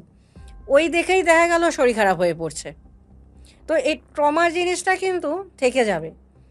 আগের জন্মে হয়তো দেখা গেল কারো আগুনে পুড়ে মৃত্যু হয়েছে, গায়ে হয়তো আগুন লেগে গেছে, বা কেউ হয়তো আগুন লাগিয়ে দিয়েছে। পরের জীবনে যখন সে তার আগুন দেখলে ভয় লাগবে। তার আগুন দেখলে ভয় পাবে, হয়তো দেখা যাচ্ছে যে আগুন তাহলে জ্বলছে। তো এরকমও অনেক নিশ্চয়ই ঘটনা আছে যে কেউ অযাচিতভাবে কিছুতে ভয় পায়, তখন সেটা না, অযাচিতভাবে ভয় পাওয়াটা যায় সেটা না, কিন্তু মানে বেশিরভাগ এটা হয়ে থাকে এটা যে কি বোঝা যায় পরবর্তীকালে? হ্যাঁ, কারণ একটা এমনি ভয় লাগা, যে আমার না ওই জিনিসটা ভয় লাগে, সেটা একরকম, কিন্তু সেই জিনিসটাকে দেখে আমি অসুস্থ হয়ে পড়ছি। আমি কেন ওইটাকে দেখে অসুস্থ হয়ে পড়ব, কী কারণে? আমার সাথে তো কখনো এই জীবনে সেই ঘটনাটা ঘটেনি, আমি তো জানি না। আমি তো কখনো এই জীবনে কখনো আমার গায়ে আগুন লাগেনি, বা আমি জলে ডুবে মরিনি, বা আমাকে খুন করেনি। তাহলে আপনি আপনি আমাকে একটা কথা বলুন, যে মানুষ কি তার আগের জন্মে কোনো স্মৃতি ক্যারি করে পরজন্মে? যদি সে জাতিস্বর হয় তাহলে তার সম্পূর্ণ স্মৃতি না মনে থাকলেও কিছু কিছু জায়গা ওর কিন্তু আস্তে আস্তে মনে পড়বে, যে কিভাবে খেলাধুলা করতো, বা কোথায় কেমন বন্ধু বান্ধব ছিল, বা কীরকম মানে সে রিচুয়াল ছিল না, সে কোনো রকম মানে পাপী ছিল বা কোনো কিছু ছিল। এই জিনিসটা এটা কিন্তু কি নর্মালি মনে পড়ে, না ঘুমের মধ্যে স্বপ্নের মধ্যে মনে পড়ে? এইটা কিন্তু স্বপ্নে মনে পড়ে। আচ্ছা। যারা জাতিস্বর হয় কিছু কিছু মানে ক্লিপিং তার কিন্তু মনে পড়বে ছোট থাকতে থাকতে, যে ছোট থেকেই কিন্তু ওগুলো দেখে বড় হবে। সে হয়তো দেখা গেল ছোটবেলা থেকেই দেখছে যে একটা বিশাল রাজবাড়ি, ওটা কিন্তু ও বড় হলেও দেখবে। ও কোনোদিন ওখানে যায়নি হ্যাঁ, ও হয়তো। কোনোদিনও ওখানে যায়নি, কিন্তু ও কিন্তু সেই রাজবাড়িটার দরজা কটা আছে, জানলা কটা আছে, বাগানটা কেমন আছে, ও কিন্তু সমস্তটাই কিন্তু ওর মাথায় থাকবে। সেটা এমন না যে স্বপ্ন দেখেছে ঘুমিয়ে ঘুমিয়ে, ও একদিন দেখেছে ভুলে যাবে। এইটা কিন্তু ও কিন্তু বড় হলেও কিন্তু দেখতে থাকবে। এই এই ঘটনাগুলো কিন্তু ওর কিন্তু মনে পড়বে কখনো কখনো। আর এই যে আমি যেটা বললাম যে মৃত্যুর আগে যে এই ধরনের যে মানে দুর্ঘটনা হয়ে যেগুলো মারা যাচ্ছে বা মার্ডার হচ্ছে, এই ভয়টা কিন্তু অন্যরকম, অন্য লেভেলের একটা ভয়, মানে একটা ট্রমা কাজ করবে। মানে অন্য লোক হয়তো জলে নামছে সাঁতার কাটতে, ওকে দেখে সে অসুস্থ হয়ে পড়লো, মানে এতটাই অসুস্থ হয়ে পড়লো যে প্রায় মানে হার্টবিট বন্ধ হবার মতন অবস্থা। তার মানে ওটা কিন্তু আগের জীবনের ট্রমা। এটা কখনো হতে পারে না যে অন্য একজন ব্যক্তি সাঁতার কাটতে নামবে, তো আমি কেন অসুস্থ হয়ে যাব, আমার কি রিজন আছে? কই আমি তো অন্য কিছু দেখে অসুস্থ হচ্ছি না, তাহলে ওইটা দেখে আমি কেন অসুস্থ হব? তার মানে নিশ্চয়ই আমার কিছু ওটা নিয়ে কোনো রকম ট্রমা আছে আগের জীবনে, যেই ট্রমাটা আমি এখনও মানে ওইটাকে নিয়েই আমি বেঁচে আছি। অনেকে আছে তো যে জল দেখলেই আমারই এক ছোটোবেলায়, অনেক ছোটোবেলায় এক বান্ধবী ছিল, ও আমাকে মাঝে মধ্যেই বলতো কি জানিস তো, আমি না কখনো, আমার মা ঠাকুমা না খুব গঙ্গা স্নান করতে যায়, আমি না কখনো যাইনি। আমি, কেন যাসনি? বাবা, আমি তো মনে হলেই মনে হয় যেন আমার নিঃশ্বাস আটকে গেল, মনে হয় যেন ওখানেই আমি ভাবলেই আমার নিঃশ্বাস আটকে যাচ্ছে, আমি যেন জলে ডুবে যাচ্ছি। মানে এইটা কিন্তু মানে মানে এটা কিন্তু কোনো সাধারণ ভয় নয়। তো এই কারণে ওকে নাকি পরবর্তীকালে ওর মা বাবা নাকি ডাক্তার দেখিয়েছে যে এই ট্রমাটা হওয়ার কারণটা কি, রিজন কি। বলছে আমরা যাচ্ছি দক্ষিণেশ্বরে, কিন্তু আমার মেয়ে ওই শুনেই অসুস্থ হয়ে পড়ছে, মনে হচ্ছে যেন ওই জলে ডুবে মরে যাচ্ছে। এর কারণটা কি? তো ডাক্তার অনেক দেখিয়েছে, লাস্টে যখন একজন বলছে যে আপনি একটা কাজ করুন, কোনো সাইকিয়াট্রিস্টকে দেখান, উনি এটা ভালো বলতে পারবে, একটা মনোবিজ্ঞানী দরকার, মনোবিজ্ঞানের ডাক্তার হলে ও মনের কথাটা বুঝতে পারবে। উনি তখন ওকে বলেছে, যে ওর মা বাবাকে বলেছে যে অনেক সময় হয় যে আগের জীবনে হয়তো ও হয়তো জলে ডুবে মারা গেছিল, সেই যে ট্রমাটা এখনও ক্যারি করছে, হয়তো ঘটনা মনে নেই যে কিভাবে মারা গেছে, কত বছর বয়সে মারা গেছে বা কোথায় মারা গেছে, কিন্তু জলে ডুবে যাওয়ার পরে যে একটা ভয়, মৃত্যু ভয়, সেই মৃত্যু ভয়টা কিন্তু আজও পর্যন্ত ছাড়তে পারেনি। আচ্ছা। তো এইটা তখন থেকে মানে এইটা তো একটা মানে বাস্তব, মানে এটা যে ওর মাকে যখন নাকি পরে যখন বলছে কাকিমা, তো তুমি ওকে ডাক্তার দেখিলে, যে ডাক্তার কি বললো, বলছে ডাক্তার বলছে যে এরকম তো সাধারণত এরকম তো হয় না, হয়তো কোনোভাবে হতে পারে যে আগের জীবনে হয়তো কোনো রকম ওর হয়তো এরকম কোনো ঘটনা ছিল, যার ফল এই জীবনে ও এখনো সেই ভয়টা থেকে বেরোতে পারেনি। আরেকটা জিনিস আমাকে বলুন যে মানে এই যে তন্ত্র মতে বা কোনো সাধনা মারফত মৃত্যু কি আগে থেকে প্রেডিক্ট করা যায় সাধনা মতে বা তন্ত্র মতে প্রেডিক্ট করা যায়, কিন্তু বা বুঝতে পারা যায় যে আমার মৃত্যু হবে? সেটা সাধারণ মানুষও বুঝতে পারে। একটা সাধারণ মানুষও কিন্তু বুঝতে পারে যে তার মৃত্যু আগে মানে সামনে এগিয়ে আসছে। কি করে বুঝতে পারে? যদি কোনো মানুষের মানে মৃত্যুর সময় হয়ে যায়, যে দেখা গেল যে ১ সপ্তাহের মধ্যে মারা যাবে বা ১ মাস পর মারা যাবে, সেই ব্যক্তি নিজে নিজেই দেখবে যে আহ, ওর ঘরে ওর যে পূর্বপুরুষ আছে তারা ভিড় করে জমিয়ে দাঁড়িয়ে আছে, অথবা যমদূতের মতন কোনো ব্যক্তি তাকে টানতে টানতে নিয়ে যাচ্ছে। এমনকি যদি সেই ব্যক্তি হয়তো দেখা গেল ন্যাচারালি স্নান করে উঠে আয়নার সামনে মাথা আঁচড়াচ্ছে, ও কিন্তু নিজের মাথাটা দেখতে পারবে না, ও শুধু দেখবে ওর শরীরটা, মানে মাথাটা কে আর অতটা খেয়াল করবে না, শুধু শরীরটা দেখতে পারবে। তাহলে কিন্তু সেই ব্যক্তি কিছুদিনের মধ্যেই কিন্তু তার মৃত্যু অসম্ভব, একদম তার মৃত্যু হবে। তো এই ধরনের জিনিসগুলো কিন্তু বোঝা যায়। যেমন আমার কাছে একজন বয়স্ক একজন ব্যক্তি এসেছিল, তখন আমি দুর্গাপুরেই থাকতাম। সে আমার কাছে ৩ বার দেখাতে এসছে, ৩ বার। তার এই মানে ভয়েতে প্রথমে এসে আমাকে বলছে যে, প্রথম দিনকে এসে বলছে কি, আপনি আমাকে একটু দেখে বলুন তো যে আমার মৃত্যু কবে আছে। তো ন্যাচারালি আমার যে গুরু আছেন সে বলেছিল যে আয়ুরেখা কখনো তুমি বিচার করবে না, তুমি আয়ুরেখা বাদ দিয়ে বিচার করবে। কারণ মানুষের যদি তুমি আয়ুরেখা বিচার করো, তুমি যদি তাকে সত্য কথা বলে দাও, সেই ব্যক্তি হয়তো দেখা গেল ১ বছর বেঁচে থাকবে, তোমার কথা দেখা গেল ৬ মাসে মারা যাবে, কারণ তার ভয়েতে সে মরে যাবে, হার্ট ফেল করে যাবে। কাজেই তুমি এইটা তুমি কোনোদিনও আয়ু বিচার করবে না। তো আমি তখন ওনাকে বলছে যে আমার বারণ আছে, আমার গুরু বলেছে আয়ু বিচার করতে না। তো এছাড়া আপনি অন্য কিছু বলুন, আমি অন্য কিছু আমি আপনাকে সাহায্য করব। বলছে আমি এই কারণেই দেখাতে এসছি, আমি না বিভিন্ন রকম মানে মানে মানে কি বলবো, মানে উটকট উটকট জিনিস চোখে দেখতে পাই। কখনো দেখছি যে এরকম শুয়ে আছি, হঠাৎ কার্নিশের ওপর যমদূতের মতন একজন সে বসে বসে পা নাড়াচ্ছে, আমাকে দেখছে। প্রথম প্রথম ভাবলাম হয়তো আমি পাগল হয়ে গেছি, এটা তো আমার পাগলামির লক্ষণ। তো স্ত্রীকে জিজ্ঞাসা করলাম, আমার ছেলেকে বললাম, সবাই হাসছে, বলছে বয়স হয়ে গিয়ে বিমৃতি হয়েছে মাথায়, আবোল তাবোল বকছো। তো এই ঘটনাটা কিন্তু একবার না, এই ঘটনাটা আমার সাথে অনেকবার হচ্ছে, একই ঘটনা বারবার হচ্ছে। রিসেন্ট এখন হচ্ছে যে আমি মাথা আঁচড়াচ্ছি, হঠাৎ দেখছি যে আমি আমার মুখটা দেখতে পাচ্ছি না। আমি আমার চেহারাটা দেখতে পাচ্ছি কিন্তু মুখটা বাদ দিয়ে। তো এই ধরনের উদ্ভট জিনিসগুলো কেন হচ্ছে? আমার কি এটা স্মৃতিলোপ পাচ্ছে বয়সের জন্য? তাহলে কি কোনো ভালো মানে কোনো ডাক্তার দেখাতে হবে এজন্য আমাকে? তো ১ম এ না আমি না মানে হেসে বলছি কি, আমার মনে হয় সেটাই ভালো হয়। আপনি বরঞ্চ একটা ভালো ডাক্তার হুম, দেখান। হুম। যে এই জিনিসগুলো আপনি দেখছেন এটা মনে হয় আপনার মনের ভুল। তো আমি কিন্তু বুঝতে পারছি যে ব্যক্তিটি যেটা বলছে সঠিক দেখছে। কারণ মৃত্যুর আগে কিন্তু এগুলো দেখা যায়। অনেকেই এগুলো বুঝতে পারে। অনেকেই দেখবেন যে অনেকদিন ধরে অসুস্থ। সে বলবে যে, "অ্যা আজকে না তোরা একটু তাড়াতাড়ি খাওয়া-দাওয়া করে নে। একটু তাড়াতাড়ি খাওয়া-দাওয়া করে নে। কা বিকালের মধ্যে তোরা খাওয়া-দাওয়া সেরে নিস।" কারণ ও কিন্তু জানে যে সেদিনকে বিকালের পর ওর মৃত্যু হতে চলেছে। ব্যক্তি বুঝতে পারে। কোনো ব্যক্তি হয়তো হসপিটালে ভর্তি। সে হয়তো ডাক্তারের ট্রিটমেন্ট চলছে। সে ব্যক্তি হসপিটাল চলাকালীন হয়তো ওখানেই হয়তো দেহ রাখবেন।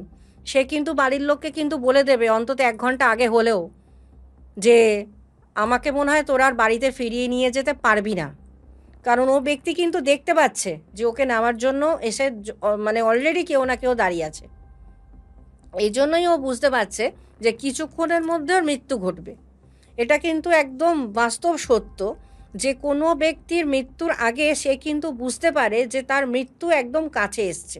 সুইসাইড কেস আলাদা, কিন্তু সাধারণ মৃত্যুতে কিন্তু বোঝা যায় সেগুলো। তো যথারীতি যখন নাকি ওই ভদ্রলোককে বললাম, "আপনি মাথার ডাক্তার দেখান।" আমার মনে হয় দেখানো উচিত। কারণ আমি দেখছি যে ও তো যা ভয় পেয়ে গেছে, ও তো যেকোনো সময় হার্ট ফেল করবে ভয়তে। তো ও গেছে, ডাক্তার-ফাক্তার দেখিয়েছে। দেখানোর পরে অন্য কোনো জ্যোতিষীকে দেখাতে গেছিল এই কারণে। সেই জ্যোতিষী আবার ওনাকে একটা ডায়মন্ড পড়তে বলেছে। বলছে, "আপনি একটা ডায়মন্ড পড়ুন ৫০ সেন্টের, তাহলে আপনার মন থেকে ভয়টা চলে যাবে।" এটা ভয়ের জন্য, শুক্র গ্রহের জন্য এই জিনিসটা আপনার হচ্ছে। তো আবার আমার কাছে পরে দেখাতে এসছে। আমাকে বলছে, "জানেন এরকম একটা ডায়মন্ড দিয়েছে ৫০ সেন্টের, কিন্তু আমার এই বয়সে ৫০ সেন্টের ডায়মন্ড পড়াটা কি ঠিক হবে? তাতে কোনো রকম শরীরের সমস্যা হবে না তো?" তো বলছে, "এইটা পড়লে পরে নাকি আমার মনের ভীতি চলে যাবে।" আমি বললাম, "যখন বলেছে হয়তো হবে, আপনি তাহলে পড়ে ফেলুন এটা বানিয়ে।" ওটা বানিয়ে পড়েছে। পড়ার পর আবার ১ সপ্তাহ পর আমার কাছে এসছে। বলছে, "ডায়মন্ড তো পড়ে নিয়েছি, কিন্তু এখন তো দেখছি আরো ভয় পাচ্ছি। এই তো দেখছি যে আমার সামনে থেকে যাচ্ছেই না। এবার তো দেখছি ঘুমোতে যাচ্ছি, জাগছি, দেখছি মাথার সামনেই দাঁড়িয়ে আছে ২ দিন ধরে।" আমি বললাম যে, "সোজা আপনি বাড়ি চলে যান। বাড়িতে গিয়ে যা খেতে ভালোবাসেন সব বউকে বলুন সব বানিয়ে দিতে। খেতে থাকুন এবার। ডায়মন্ড পড়ে নিয়েছেন, আপনার আর কোনো ভয় নেই। আপনি মৃত্যু জয় করে নিয়েছেন। এবার যা খেতে ভালোবাসেন আপনি খেতে থাকুন।" এবার বাড়িতে গেছে ভদ্রলোক, গিয়ে ওয়াইফকে বলেছে যে এরকম উনি বলেছে যা ভালোবাসি সব খেতে থাকতে। আমি এখন ঠিক হয়ে গেছি। তো তার ১ সপ্তাহের মধ্যে ওর ওয়াইফ যখন এসছে না, মানে আমার চোখের সামনে দেখে আমার কাছে খুব খারাপ লেগেছে। যখন এসছে তখন দেখলাম বিধবা সাজে। তো আমি তখন আমাকে বলছে যে, "আপনি বলেছিলেন না যেদিনকে যে যা কিছু ভালোবাসেন সব খেতে থাকুন।" আমি কিন্তু মনে কিন্তু ভেবেছিলাম, আর উনি আমাকে সবসময় বলতো, এখন না সবসময় আমার চোখের সামনেই ঘুমিয়েও দেখছি দাঁড়িয়ে আছে, জেগেও দেখছি দাঁড়িয়ে আছে। একজন কেউ আছে না, সে আমাকে ছাড়ছে না। আর আপনি যখন বলেছেন যে যা খেতে ভালোবাসেন আপনি খেতে থাকুন। তারপরে আমি না মানে কিছুটা মনে হলো যে তার মানে হয়তো কিছু ঘটতে চলেছে। তো আমি মানসিকভাবে প্রস্তুত ছিলাম। কিন্তু বুঝতে পারিনি যে এটা এত তাড়াতাড়ি হয়ে যাবে আমার জন্য। তো ভদ্রমহিলা ভীষণ কান্নাকাটি করছে এসে। আমাকে বলছে, "ডায়মন্ডটা কি করব?" হ্যাঁ, দেখুন ডায়মন্ডটা আপনি একটা কাজ করুন, আপনি অর্নামেন্টস হিসাবে পরে নিন বা আপনার তো ছেলে আছে, তাকে দিয়ে দিন। বলছে, "না, এই ডায়মন্ড আমরা বাড়িতেই রাখতে চাইছি না।" কারণ উনি খুব আশা করে নিয়ে গেছিল, ভেবেছিল যে এটা পড়লে হয়তো উনি বেঁচে থাকবে, এই ভয়গুলো চলে যাবে। কিন্তু মৃত্যু তো কেউ আটকাতে পারে না। যথারীতি এই জিনিসটা আমি রাখতে চাইছি না। তো কান্নাকাটি করলো, এবার কিছু বাস্তবকে তো মানতে হবে। হ্যাঁ, অ্যাবসলিউটলি তাই। তো এই ধরনের ঘটনা প্রচুর চোখের সামনে ঘটে। যখন ওটা একটা সময় কিন্তু আমারও খুব খারাপ লাগে এগুলো দেখে, যে একটা মানুষ যখন আসছে কতটা অসহায় হয়ে মৃত্যু যন্ত্রণায় যে ছুটে আসছে, এসে বলছে বারবার করে যে একে দেখছি তাকে দেখছি, কিন্তু তখন যদি তাকে বলে দেওয়া হয় তাহলে কিন্তু আমার মনে হয় তার জন্য সেটা আরও বেশি মানে ক্ষতিকারক হয়ে যাবে বলে দেওয়াটা। তো অনেক সময় বুঝেও আমি বলতে পারি না যে না এটা পড়বেন না বা এটা করবেন না। হ্যাঁ, তাতে সমস্যা আরও তার বেড়ে যাবে। আমার খালি লাস্ট একটাই জিজ্ঞাসা আছে, এই যে লোকে বলে যে ও আমায় অভিশাপ দিয়েছে, এই অভিশাপটা কি সত্যি লাগে কারোর অভিশাপ কারোর এবার গায়ে? দেখতে হবে যে যে ব্যক্তি অভিশাপ দিয়েছে সেই ব্যক্তি কতটা তার নিজের কর্মে বা নিজের জীবনে সে কতটা নিষ্ঠাবান। হুম, যদি সে নিষ্ঠাবান ব্যক্তি হয়, যদি সে কখনো কারো ক্ষতি না করে থাকে, যদি সে কোনোদিনও কোনো পাপ কাজ না করে থাকে, তাহলে কিছুটা হলেও তার কথা লাগে। আর যদি দেখা গেল এমন একজন ব্যক্তি অভিশাপ দিচ্ছে যে নিজেই পাপে জর্জরিত, সে দিনে 1000টা মিথ্যে কথা বলে, হ্যাঁ? সে নিজেই অসাধু ব্যক্তি একজন, সে নিজে 1000টা আ মানে উল্টোপাল্টা কাজ করে বেড়াচ্ছে, তার কর্মটাই অন্যরকম। সে ব্যক্তির অভিশাপ তো কোনো কাজে লাগবে না। সেই ব্যক্তি বলা আর এমনি বলা মানে ওগুলো উড়িয়ে দেওয়া উচিত। কিন্তু এবার এখনকার দিনে কটা মানুষ আছে যে নিজের কর্মের প্রতি ভীষণ নিষ্ঠাবান? কজন ব্যক্তি আছে? এখনকার দিনে তো দেখা যায় না। হ্যাঁ, এবার কোনো সাধু, এবার সাধু দেখতে হবে সে প্রকৃতপক্ষে সে সাধু মানে সে কতটা সাধু? যে যদি দেখা গেল যে, যে সাধু কথাটা বলছে সেই সাধু নিজের জীবনে কটা ভালো কাজ করেছে। সাধু হলেই যে অনেক ভালো কাজ করে এমন কিন্তু নয়। সাধুর জীবনেও কিন্তু দেখা গেল এখন উনি সাধু হয়েছে। আগে বাজে কাজ ছিল। আগের জীবনে হয়তো কোনো রকম সে হয়তো বাজে কাজে লিপ্ত ছিল, বাজে কাজ করত, প্রচুর মিথ্যে কথা বলতো, প্রচুর মানুষের ক্ষতি সাধন করত। এবার কোনো কারণে সে গা ঢাকার জন্য সাধু হয়েছে, সেই সাধু আলাদা, সেই সাধুর অভিশাপ লাগবে না।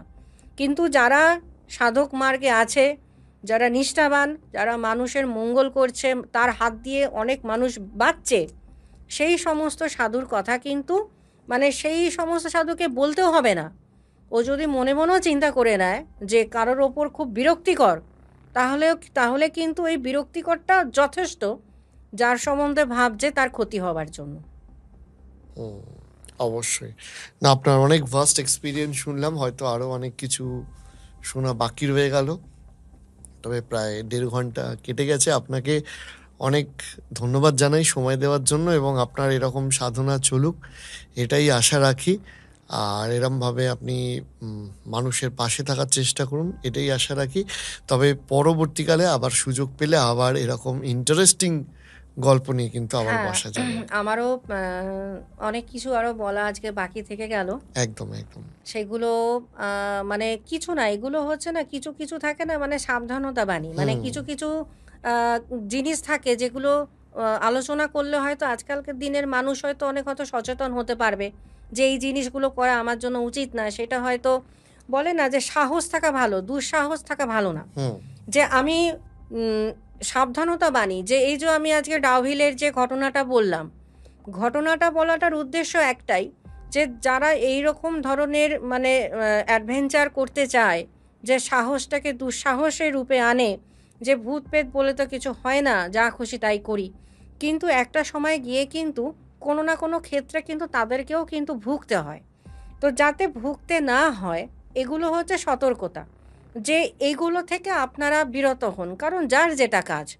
ভূতের জগতে ভূত আছে, আপনি আপনার জীবনে ভগবান এত সুন্দর একটা জীবন দিয়েছে, এত কিছু দেখতে পাচ্ছে, ফিল করতে পারছে, বোঝাতে পারছে মানুষের রূপ নিয়ে, সেখানে শুধু শুধু অহেতুক ওই স্পিরিটের পিছনে পড়ে সেগুলো দেখতে যাবার কোনো মানেই হয় না আমার হুম। মনে হয়। তো আরও অনেক এরকম ঘটনা আছে আগামী দিনে, যদি সময় পাই, সুযোগ পাই, তাহলে নিশ্চয়ই আবার এখানে এসে বলবো। আপনাকে অনেক ধন্যবাদ, আপনি থ্যাংক এতক্ষণ ইউ। সময় দিয়ে মানে ধৈর্য সহকারে আপনি এত ঘটনা হুম। শুনলেন, যার জন্য। অনেক অনেক ধন্যবাদ। তবে ডেফিনেটলি আমরা আশা করি আবার দেখা হবে। আপনাদের কোনো প্রশ্ন থাকলে সেটা কমেন্ট করে জানাবেন। তবে আজকের জন্য এখানেই শেষ করতে হচ্ছে। নমস্কার। জয় শ্রী মহাকাল।